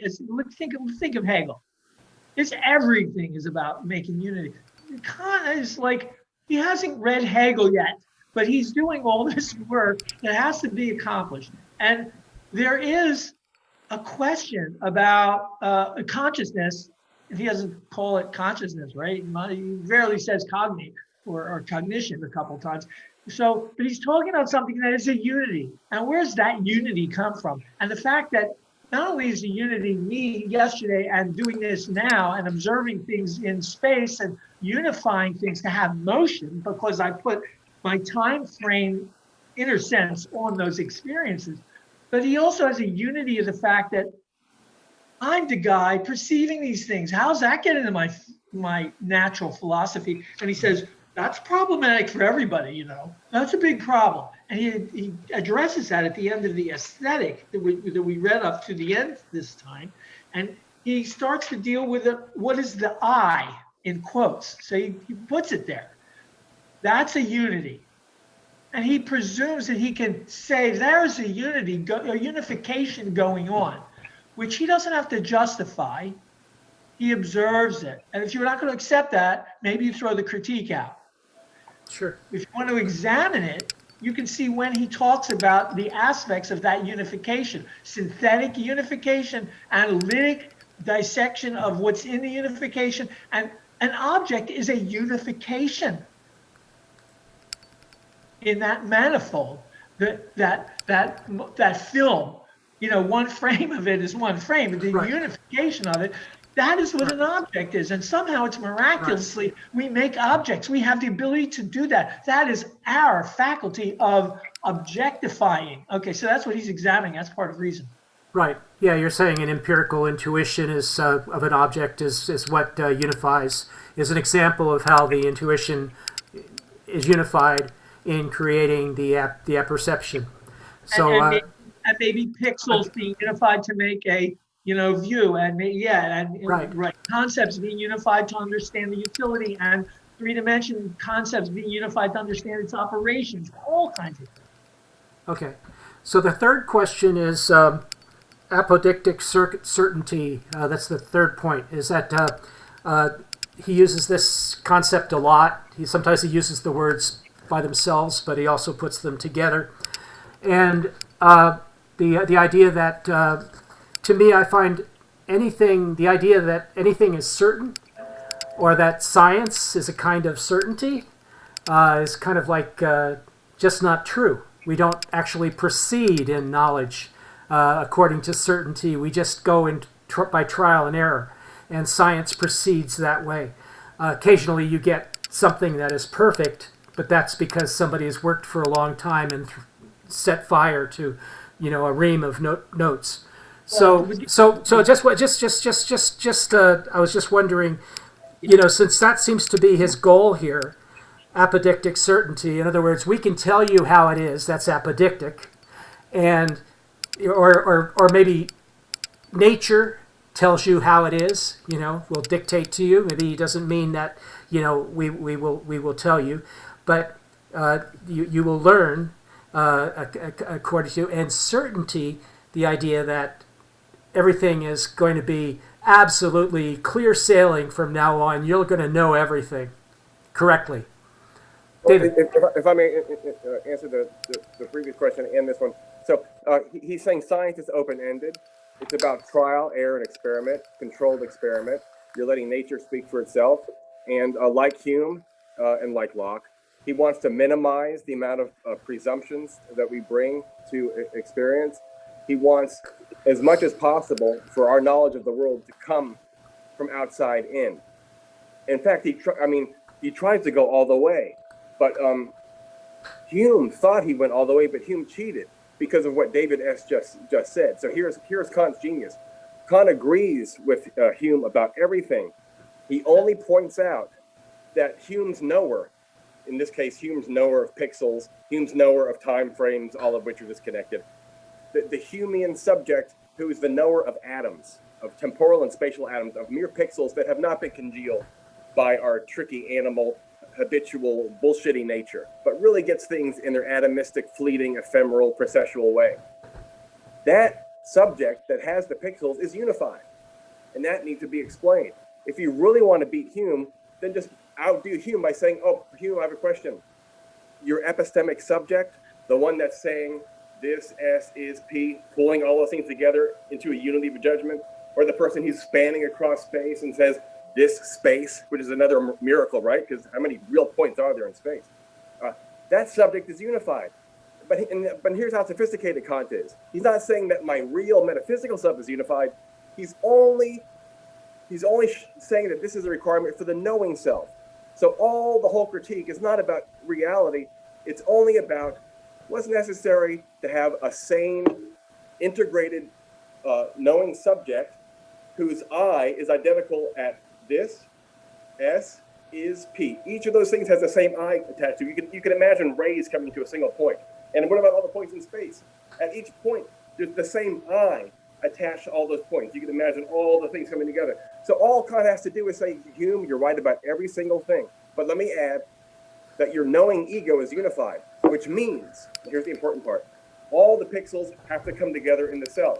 And if you know the way that the pixels have to come together, and for Kant it's the way of the subject-predicate unity, then you also know something about the nature that has been inhaled through that form. So Kant's genius is saying, my consciousnesses, which arise through this burst of pixels, must all come together into a unified ego, which means that because their pixels are not just subjective, they also point outwards. They also have an accusative direction. So I can say that this green is my green, but normally I have a natural attitude. And I say, oh, the light bulb is green. So every pixel, on one hand, it's mine, it's in my theater, but on the other hand, eventually I'm gonna end up stitching it onto something external. So Kant is saying that the way I stitch together my sensations into my epistemic unity, which means the fact that I'm a sane one person who speaks the sentence, has as a side effect the combination of those same pixels, because they're also outwardly pointing, into the unity of objects. So he's very economical and very empirical, and he minimizes all the a priori forms. He says all we have is space, time, the unified ego, and judgment. That's all he's going to include in his rest of the book, which is a lot better than Descartes and Leibniz, because they had God, perfection, substance, causality, all this other crap. So Hume, like Locke, wanted to be a good janitor and sweep out as much presumption as possible, which is why he dedicates his book to Francis Bacon. Francis Bacon was the first great janitor, wasn't he? Because he wanted to clean everything out. He said, fuck the Bible, fuck Aristotle. I want the balls to speak for themselves. I'm going to sit here and measure them with a clock, or in Galileo's case, with dripping water. That's how great these guys were. These are heroes. Yeah. Hume. Yeah. Kant. Yeah. That was great, Scott. That was great. Absolutely. Yeah. Or they were OCD cleaners, one or the other. Possible. I wanted to throw in one thing to keep in mind so that this doesn't disturb the way we're looking at things. That at the end of the aesthetic, he's asserting that we appear to ourselves, and that our looking at ourselves is only seeing ourselves in appearance, and we are only phenomenologically available to ourselves by seeing that what we have directed our attention to is where it goes. And that's like, so we can see ourselves as what must be the object that has caused that, and that is our being appearing to ourselves. So we even the way we can't see objects as they are, we can only see them as they affect us. We can only see ourselves that same way, and that doesn't mean that we don't exist inside the transcendental ego. That's a problem. I think Derek's had his hand up for a while. Derek? Well, yeah, I mean, a lot has been, I mean, I've said this bit before, but a lot has been said about the unity of the ego. I mean, this could be seriously challenged, you know, whether one needs the unity of the ego to have a single perception, whether that single perception is something that can be privileged, you know, is in question. I mean, what am I? I mean, am I the ego that perceives or the ego that perceives myself? I mean, I think Paul Ricoeur said that the assumption of the presumed unity of the self. I mean, I think that divisibility is a fundamental structure of consciousness rather than a unity. And I think that divisibility is shot through the whole of our perception from what's got called the pixelated view of the world, which I would call a multiplicity of the world, you know, upon which, you know, consciousness, you know, arises from. So, I mean, that's something that I have to challenge. I mean, to make a case for that would take a lot longer. I'm not sure it's an either or, though. I'm just saying, Hegel would say, I don't have a problem with dialectic. I don't have a problem with things being in themselves. And at the same time, that means there's a subject that has a thing. The thing is for the subject. I don't have a problem with dealing with that. That's the way I think of the world.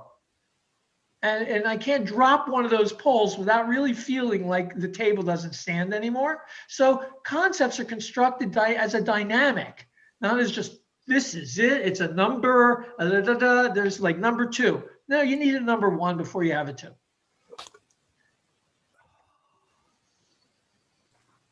Scott, seems like you have something to say. Oh, yeah, Kant agrees with you. He argues against Leibniz and those theistic rationalists, a lot of which are just debuggers of Christianity, using philosophy for that end. No, yes, you're right. It could be, like Hume says, that my self is flashing on and off. And in fact, according to quantum physics, all matter is flashing on and off, in and out, virtual particles in and out.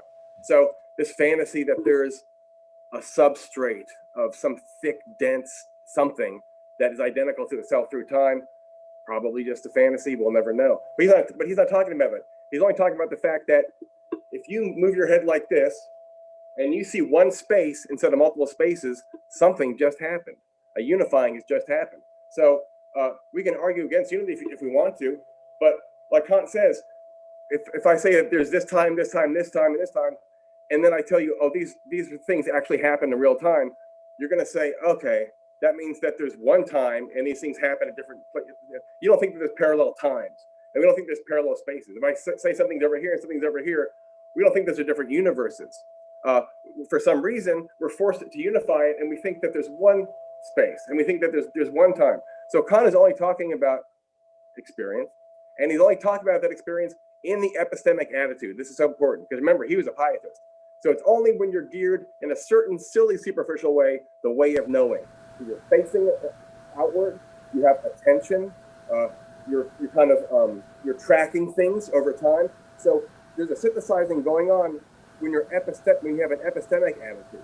There's many, many attitudes, and so all this stuff doesn't apply. This only applies when humans pretend to know things and make true statements about reality.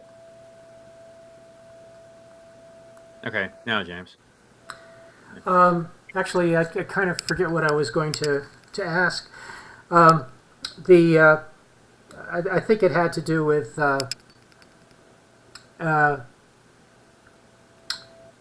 I guess it. Oh, yeah. I really forget. I'm sorry. Go ahead. Okay, David S. Did you have a response?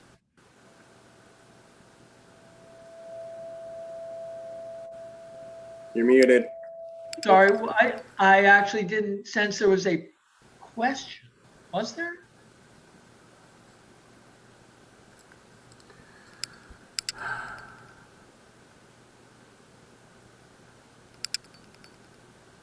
Yeah.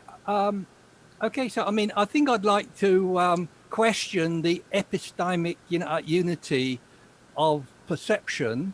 It's been, proposed that it must be a unity, but from another point of view, you could say, well, it must be a multiplicity.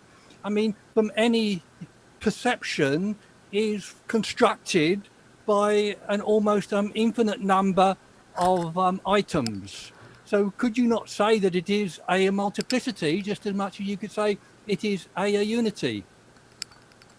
Yeah, it must be. I mean, a unity means a contained several things all together, not just a homogeneous undifferentiated, right? So once again, Hegel deals with this because, Kant's like just too apparent to him to even say, he's talking about you pulled several things together, passively or actively, they are together. Now, if you want to say it's not part of that, it's something you can't bring into your consciousness and connect to your stream, your manifold of consciousness and unify it, then it's not part of your consciousness. What is it you're talking about? But the thing is, you're talking about it as one part of your consciousness. What about the other part? I mean, you have a unity within the particular, perception that you're proposing, but what about the things you've left out that also may be within your mind? I think I see where you're going. So I don't think Kant has to deal with the question of what about the vast unconscious? Because that's really sort of what you're talking about. You're present in the instant at the moment. And you also have concepts that do not change in time. They are timeless concept and understanding to, right? There are such things. So the question to you in your awareness and judging are in a moment-to-moment situation, and the unity has to do with how does that thread connect to other things, right? Otherwise, we're asking about stuff that is the theoretical cognition of the human being, which has many things going on that you're not aware of, is not his concern. That is a natural science, not a metaphysical science. Well, I have my doubts about that. I mean, yes, but yeah. Well, here's an example from a cheesy textbook, which I remember because it's such a terrible example. So if you have a consciousness of the sandwich as bread, patty, tomato, lettuce, and then bread, are you having a unified cognition when you grasp the sandwich as a whole? Are those elements being combined? Well, yeah, I mean, just because there are certain instances of a unity doesn't mean that there cannot be divisibility. That's true. Yeah, he would agree with that. But if you want to speak a sentence about something out there, then, well, I guess you could talk about all the pixels. You could say XYZT1 is blue, XYZT2 is, I guess that's, yeah. I mean, you know, I'm a skeptic, you know, I'm taking my arguments from, you know, I'm all over the place. I'm taking my arguments from the nature of perception, the nature of a split brain, you know, the nature of epistemic a necessity, you know. One argument. Yeah. Yes. I just thought of something. So here's let's be like Kant and be phenomenologists, brutally honest reporters about what's happening internally. So look at a cat on a mat, and then intend with your intentionality. Intend, maybe you don't have to say it out loud. Something like, the cat is on the mat, or the cat is black. Now, let's try to pluralize that experience as much as possible. Let's let our consciousness be as multiple and as plural as possible. How far can we go with an atomizing of experience and still maintain the sense of the cat is black? I think that would be an experiment worth doing. How much unity can we discard and still have, at the end of the sentence, the meaning of the sentence, which is a complex? That was just a thought experiment. I'm sorry, what were you saying? No, I mean, it sounds like you're defining your question in such a way that you have to be right, you know? Yes. It wasn't a question. He's trying to say a thought experiment. Can you explain that again, Scott? So I'm trying to champion Derek's idea that, in fact, epistemic consciousness is really an uncombined plurality. So let's take separation of point moments. So you've got pixels and each one's a flash. So let's take this flashing pixels model as far as we can, and let's ask this question. How plural can I have things be and still successfully judge? Which means speak the sentence and have the sentence mean something. The problem is that for the sentence to mean something, it can't mean that each word is a universe that's disconnected from every other universe. All the words have to be in the same universe. So that would be an experiment worth doing. How can you have unity of judgment and still have a maximally pluralized target of judgment? Or does the target have to be molded a little bit in order to fit the meaning of the unity of the judgment? I have a hypothesis, Scott, on that thought experiment. That's a really interesting thought experiment, and I would say that before we get into anything that combines, okay, it's been proven scientifically that we can look at and only conceive up to the number 7 in our minds at a glance.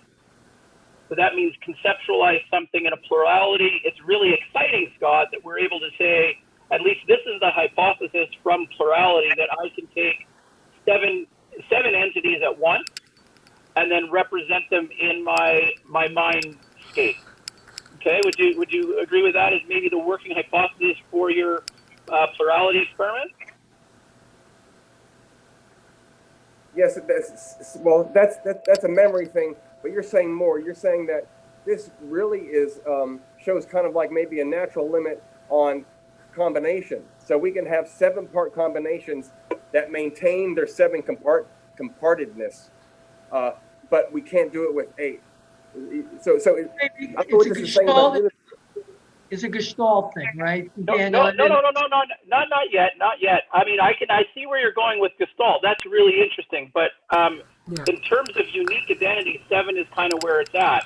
Now, in terms of our number systems, in terms of real number systems, we can get to 8 or 16 or 21 or that. But then we're getting into mathematics. We're getting into we're combining the concepts. If we look at only Kant's concept of CI, which is our categorical imperative, I'm not bringing any ethics into this. I'm just saying our propensity to separate things in divisions. We're the ones that divide things into conceptual containers of understanding. And what I'm saying is that if we start off with the baseline hypothesis that it's going to be a maximum number of 7, then what we could do is come up with several examples of substantiated plurality in a way that, we can test these in several different ways. We need a mechanism to falsify it, though, but I think we're onto something here. That's an empirical test, an empirical set of data you're bringing in. This is all empirical. You can say scientifically we've shown this, although I think MIT students can do 8. Anyway, I have a solution to both problems, to Derek's question and to this issue. You know, in the transcendental aesthetic, Kant talks about he does talk about the manifold of experience being combined with a form.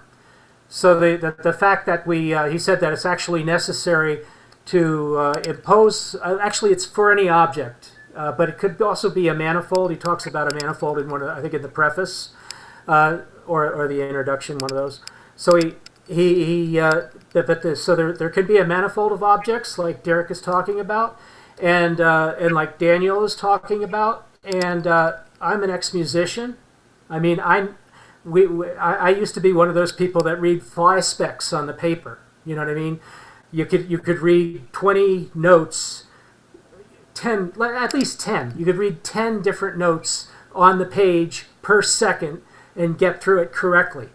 So the fact is that the actual operation of the brain can be overtrained. You can overtrain it to actually work at extremely high speed, and this is partly done through what you could call, like Kant does, forms.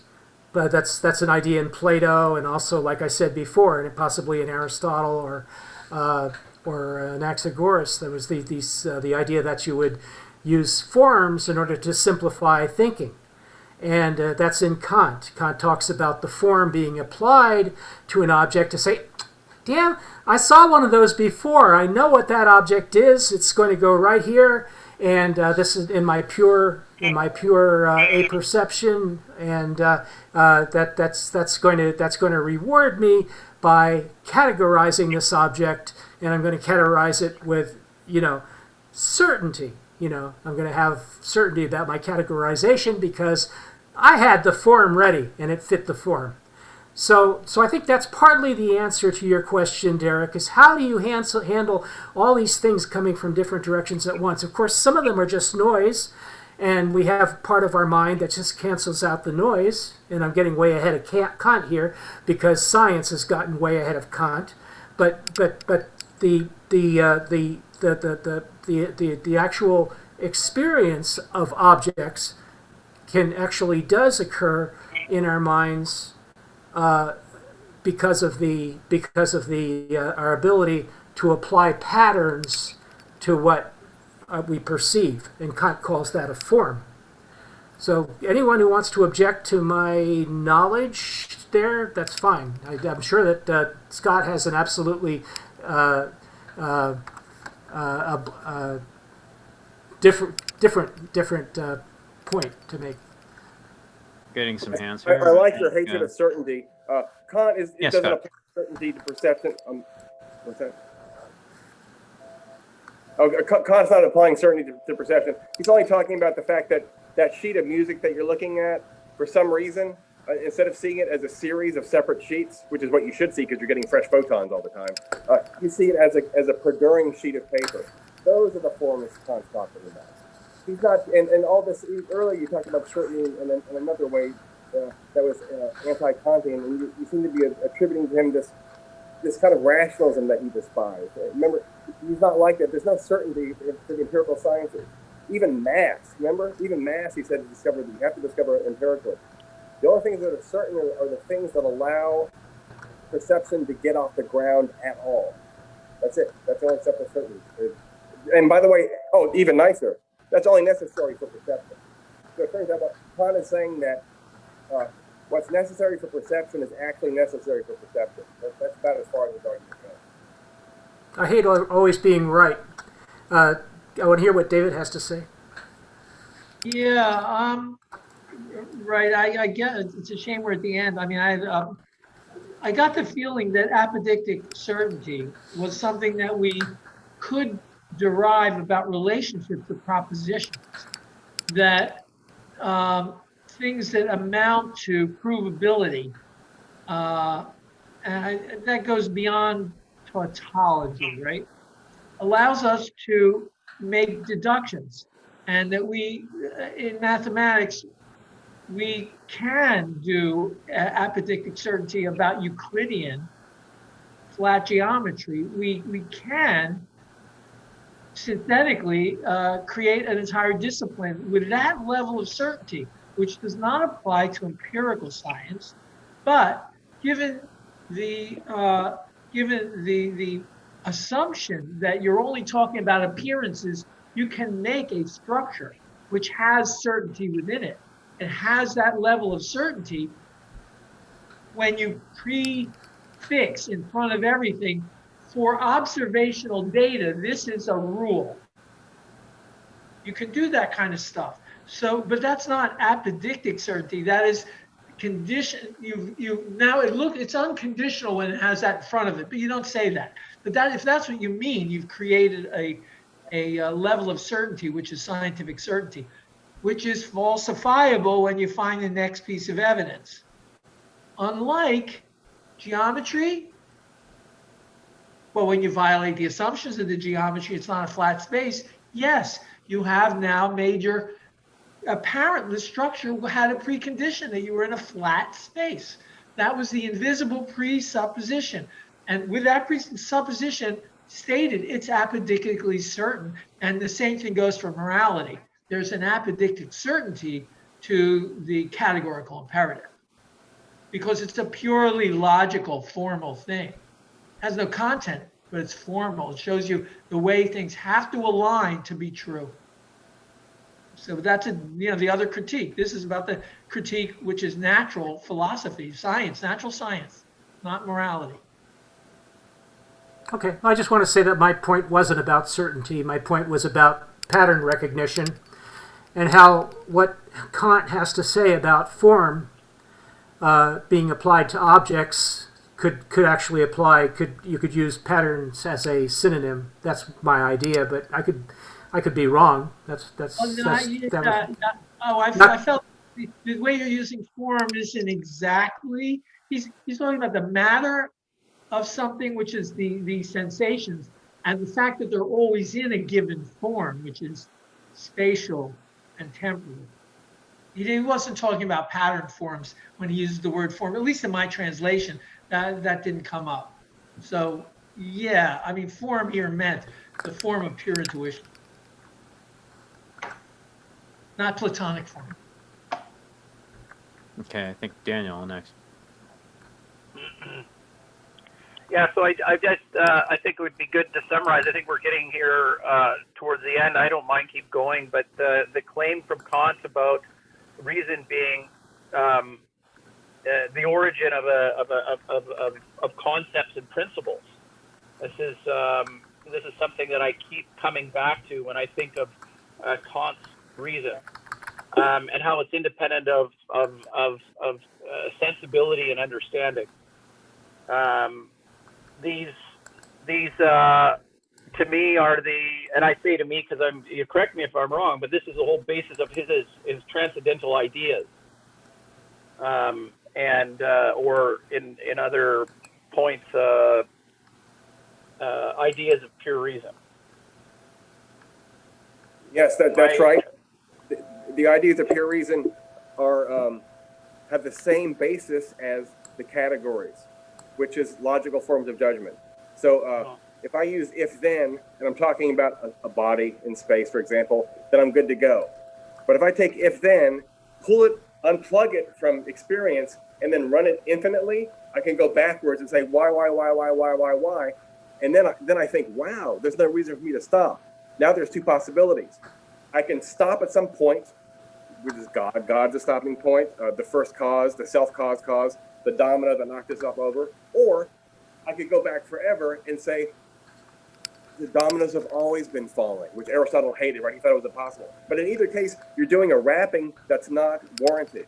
You're either wrapping it by having a starting point, going backwards, or you're wrapping it by saying, let's assume we go all the way back. Both of those are outside of possible experience. So the logical forms, for example, subject predicate, subject makes substance, that's good.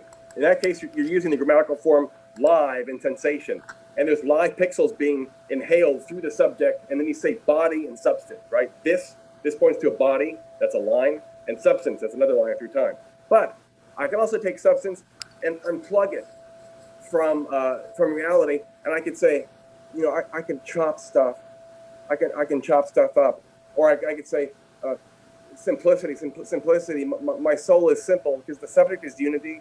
So now you're using kind of like there's a magnetic pull that these forms have. When you're throwing the iron filings of pixels on the magnetic forms, you're good to go.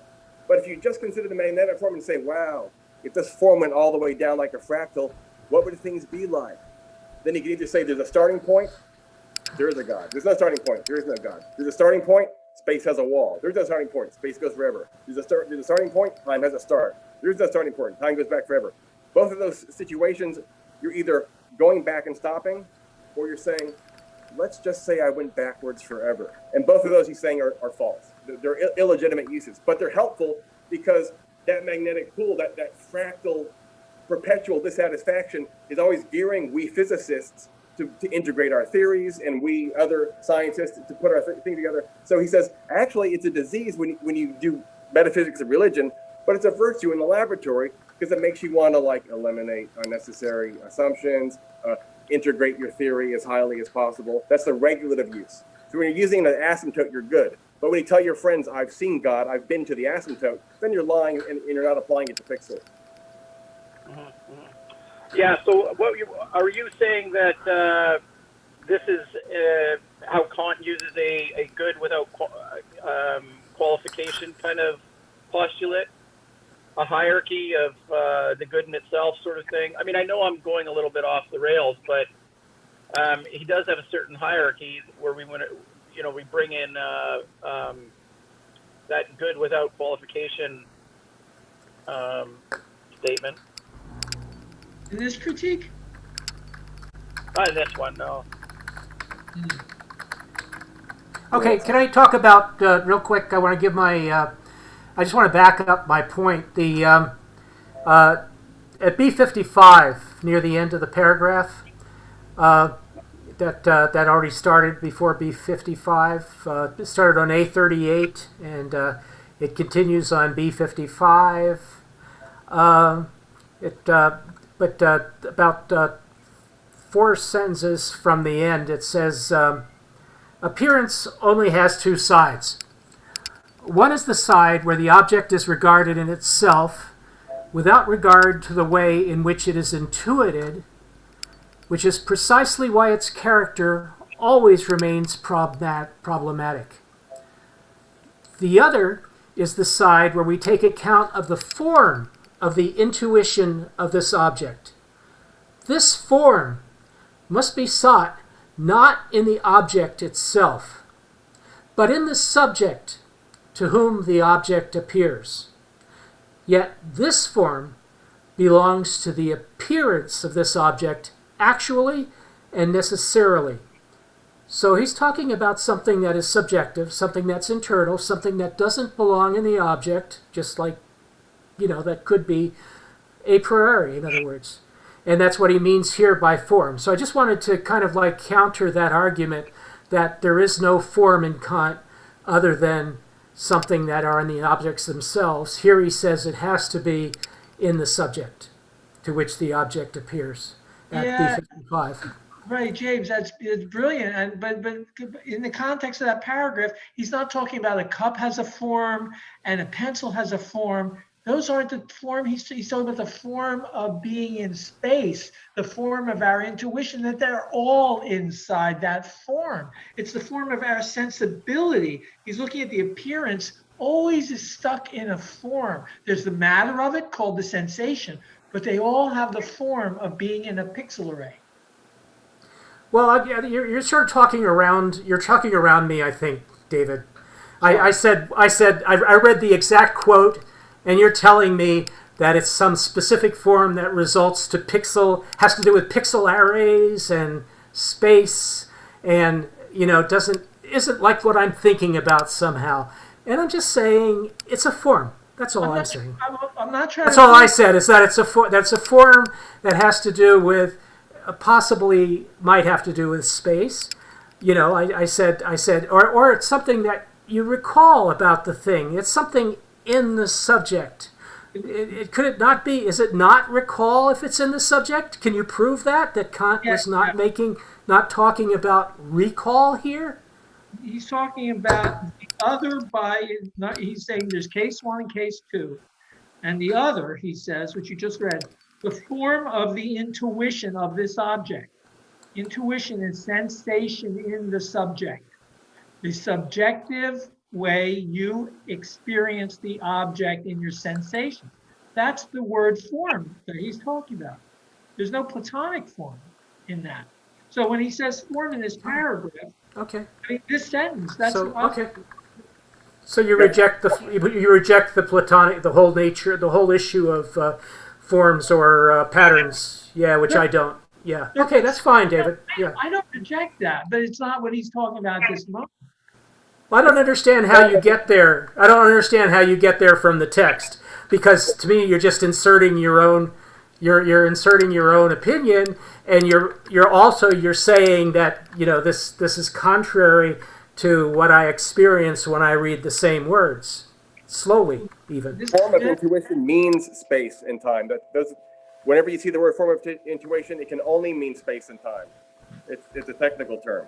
So what Kant's saying is it may be that that reality, or let's say this molecule is 11-dimensional, and the other 8 dimensions are wrapped up so tightly that we can't intune them. Nonetheless, it's so sad. We filter that out, that richness out, and we're stuck with seeing a protein molecule as having an X position, a Y position, and a Z position. Damn it!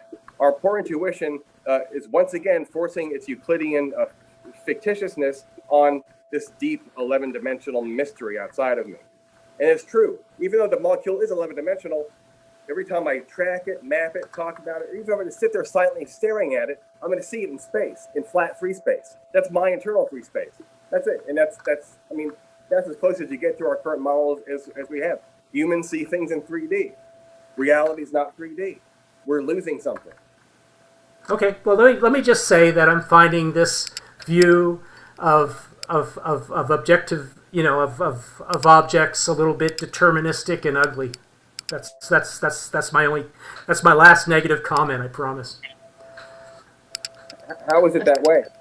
It's not negative. Because it looks like these things are only dimensions, that these things are not real, that these things are not alive, that life is not alive, that things are not vibrant, that perception is not amazing.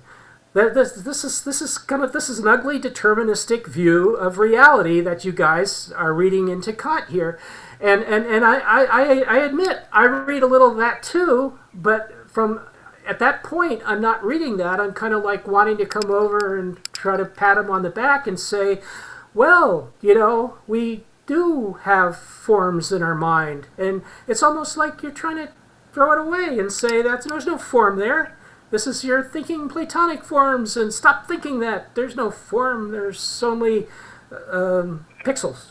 There's a second half of the book, and that's where he talks about everything you're just saying.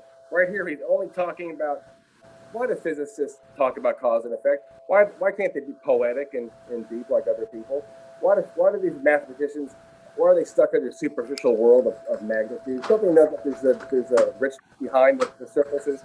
Well, he's only talking about the conditions for doing physics. In the second half of the book, he's going to say, everything I just said only applies to physics, and real reality is not this way. So he's accommodating two things, you and your love of vitality, and also he's explaining why mathematics applies to nature, and why is it that we can capture this richness inside these very shallow models. Like, look at volume equals pressure times temperature. Oh my God, what an ugly, reductive, sad, poor thing. I want to pat that physicist on the back and feel sorry for him because look, he's missing out all the depth of the gas. But no, so he's talking about, he's accommodating both things. If it helps, the paragraph before section 1 of the Transcendental Aesthetic, when he begins the Transcendental Doctrine of Elements, the first part, squiggle 1, it's like section 1. Section 1 ends where he's saying, I'm talking about knowledge and intuition and thoughts and concepts and sensations.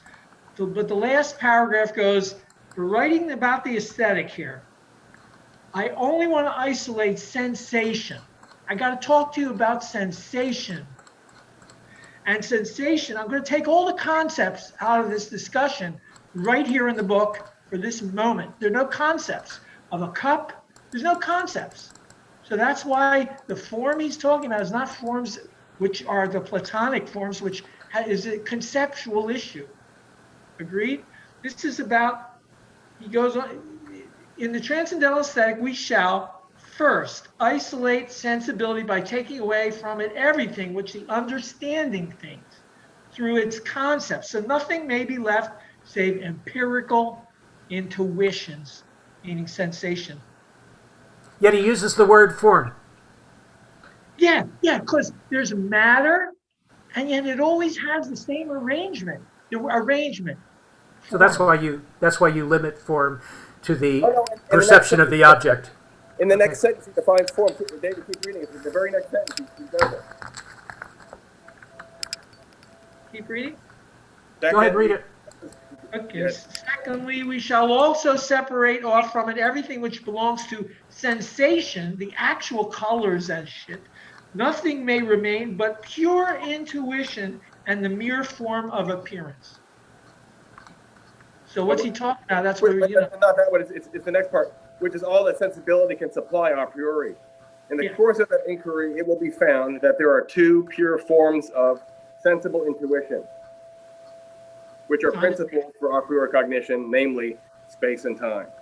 So that's it. All he's talking about here is, why is it that nature is always positioned in time and positioned in an XYZ? Thanks to that, however, my arithmetic applies. So 2 + 2 is 4, but 2 apples plus 2 apples are 4 apples. That's not obvious why it should be that way. An internal triangle, external triangle, and then that's it. He's talking about arithmetic and geometry, which is a head game, maps onto reality. Why? The answer is because pixels come in through a screen that's already XY set. We already have an XY grid. So who knows what it's like out there? But by the time it hits our screen, it's too late. It's inherited a place, and it's inherited a position in time. And by that inheritance, what happens? It receives all the benefits of mathematical certainty.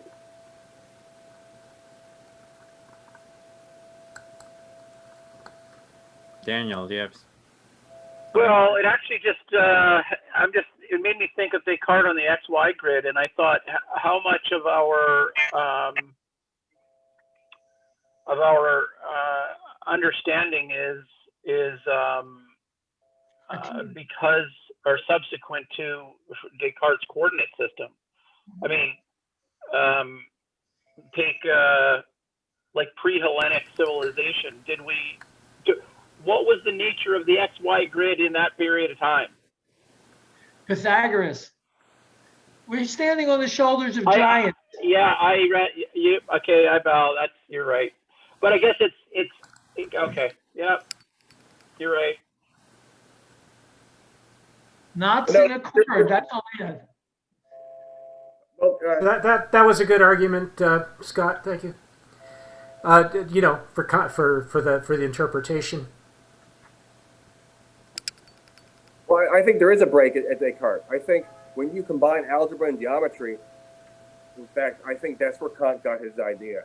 Kant's synthesis of subject-predicate relation over space and time, I think he's interpreting subject-predicate places like algebraic variables.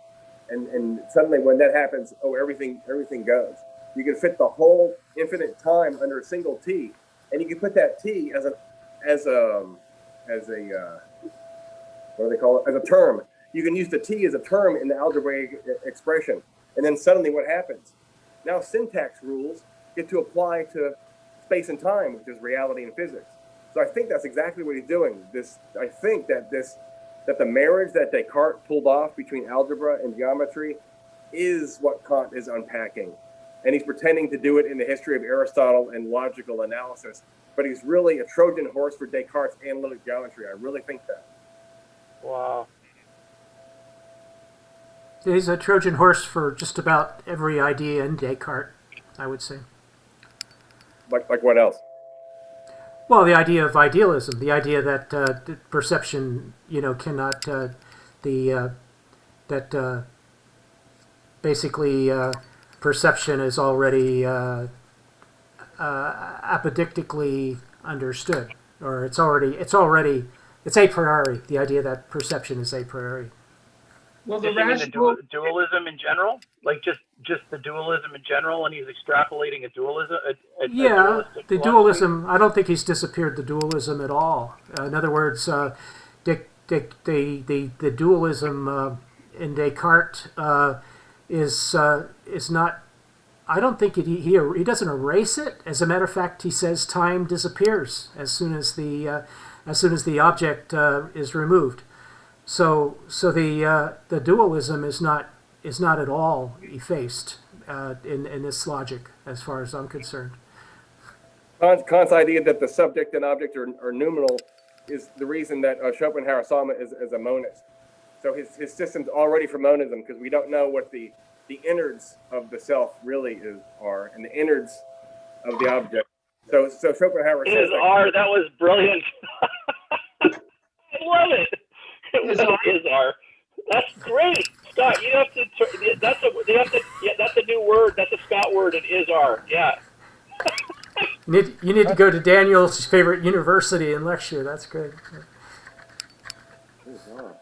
I missed it. The monad is R. The monad is R. That's a pluralism of sorts, eh? well, yeah. If the monad is one or many, it's really our judging it through our consciousness, which makes those categories, not through the monad's categories. That's absurd, right? Is it one photon, or is it engaged with another one, or is it really just virtual? These are questions which are antinomous, right? So I think you're bringing what you just brought up. Anapodictic. Subject object is like probably a whole discussion sometime. David, anapodictic, and it's a tautology all in one circle. Well, I guess we'll see you all next time, right? Yeah, that was an interesting session. I think it went from hectic to let's say explanatory, and we're going to cover new ground. That's what this is all about, covering new ground. It looks like we're covering a great deal next time. Is that true? Does it really say 100 pages or what? No, that's impossible. Thank you. Well, yeah, the next one is up already on the calendar. I think. You didn't really put 100 pages down, did you? Well, hold on. I can show you directly. Okay, what I got here, is that right? I see something. Is that right? Yeah. Okay, so the reading is all that. That's a lot, yes. But this is our final reading of batch for Kant. No more Kant readings assigned after this batch. So we're covering all this over the next 3 weeks. 3 weeks. Oh, okay. All that. So we don't have to read it all the first. The 3 weeks. Right. Just follow along with. So we have 3 weeks to finish the book. And you is what should you're be saying. okay. Yeah. But all of this will be covered in the next 3 weeks. Okay. That makes sense?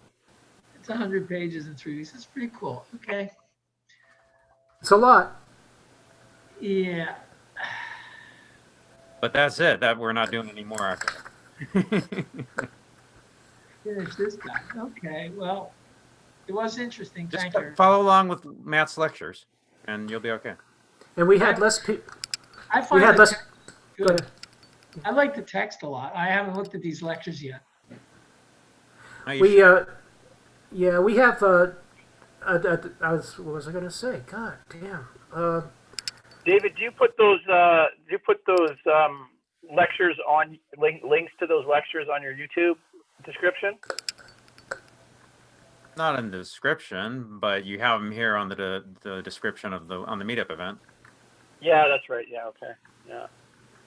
So I was going to say we have less people here this week. So Well, we'll be reading the part where that Goethe said that reading this section was he felt like he was walking into a brightly lit room. So, but I recommend try to keep the pixel theory in mind, try to build. You see, we're experiencing all the time, but in philosophy after Descartes, we're encouraged to try to make experience not happen, and then add pieces bit by bit until it kicks in. So you have to be purposely insane and experienceless in order to do this phenomenology correctly, because you're adding things in, and then you're seeing what the critical ingredients are. And Adderall also helps. So I recommend Adderall, and then having the pixel model in mind, and then imagine that there's no self-consciousness, there's no subject. What has to happen in order for those pixels to glue themselves together and start saying, I am. If you do it that way, it makes it more bearable. Scott, was that an example of you imposing your own interpretation and then telling us about that? Well, actually, Kant talks about Adderall. If you go to a B293. I don't have that section. Why is that? Where'd he get his Adderall? I want to know. Well, yeah. It's a lot of reading. It's going to require caffeine. Okay, the caffeine or something. Exercise. Go to the gym first. It's going to be torturous. Torture. Oh, and I would also point out, in fact, it's not these aren't recommended readings. It says, directly says here, skim this section, pages 193 to 218. Read this one, but skim page 226 to 331. And then read this full. The recommendation here is you don't really have to read this one, Transcendental Logic, B, and Transcendental Deduction, A. Just skim over that, just get the highlights, and you should be okay. But these are the main ones to worry about. And again, we're doing all of this over the next 3 weeks. So it's not that daunting, I don't think. Oh, there it is. Okay. Yeah. I wanted to read something. Or just read B93. B93 is the only important paragraph, the only important section in the whole book. You can skip the whole critique. Just read B93. That summarizes the whole book for you. That was the bit that Goethe liked? No. No. This bit that the great ones like. So what section is that? B93. B93, okay. Analytic of concept. You read that 10 times on Adderall, I think you get the whole book. Right, okay. I love it. That's funny. I'd like to know who's making the phone call. Does everyone hear that? Oh, I think we'll be all right. James, were you going to say something before we go? No. I just I enjoyed the session. I enjoyed the hearing people's opinions. I enjoyed reading the text, which I think were different from some of the opinions. I like this format. Where everybody contributes and we have different perspectives, even possibly a little ahead of the 18th century, which some people might consider inappropriate. But I think we need to get ahead of the 18th century to get a full perspective of what actually happened here. This is a thing. This is an event. The Critique of Pure Reason is an event. And we're observing the event by sharing our knowledge, by reading the book and sharing our knowledge. And that's an appreciation. That's the my level of appreciation of the event. I think it's analogous to trying to learn modern physics and skip Newton if you don't read this. You don't have the old science that gave you the concepts that had a break in a certain set of ways. You didn't start with Aristotle and go to Einstein. You started with Aristotle and Descartes and Newton, and then you got to. So this is the foundation for just, a continuing science. So I think this is beautiful. I mean, I want to honor that sentiment, but you heard my objections at the beginning. Sure. I feel that there's so much that's wrong here that you can't take it as a entity by itself. You can only observe it as a culmination of a whole period, of a long period of philosophical knowledge. Which I believe you probably respected, but also don't forget, if we tell stories about Newton, tell tales, It's an ugly story. There's bad stuff there. I mean, he publishes stuff, he finds out the numbers are wrong, he goes back, he changes the numbers, he publishes again, he finds out the original numbers were right, he goes back and he puts in a square root of 2. This guy was just like, I'll fudge it all the way. It's okay. He was the best. Don't knock him, but he did astrology. I don't knock him. Don't knock him. It's hard to do these modern philosophers because it looks cool to bash them, and it looks good to say, I'm so beyond this, I'm a post-structuralist, postmodernist, and it's poor, pitiful. Look at Descartes and his stupid dualism, and look at Leibniz and his ridiculous mononology. What a ridiculous story. But actually, the mononology makes great sense. If you can just get the assumptions down, if you think that infinite divisibility is a possibility, then there has to be monads. So these silly, superficial, idiotic modern philosophers are good exercises in being consistent, taking your premises seriously, and then running with them. But I mean, a little bit like Kant in that respect. That we should give Kant a little bit credit for. It's actually a systemization of knowledge rather than a systemization of objects. So that's or a systemization of being, but a systemization of knowledge about things. Huh? Yeah. Cognition and awareness. I think that it's thinking about thinking. And yeah, it's a real piece of metaphysics. Yeah, it's a real attempt to put a flag in the ground for metaphysics and say it's not going away, and it has to go around this corner. And good luck, But here's a theoretical structure for you to start on.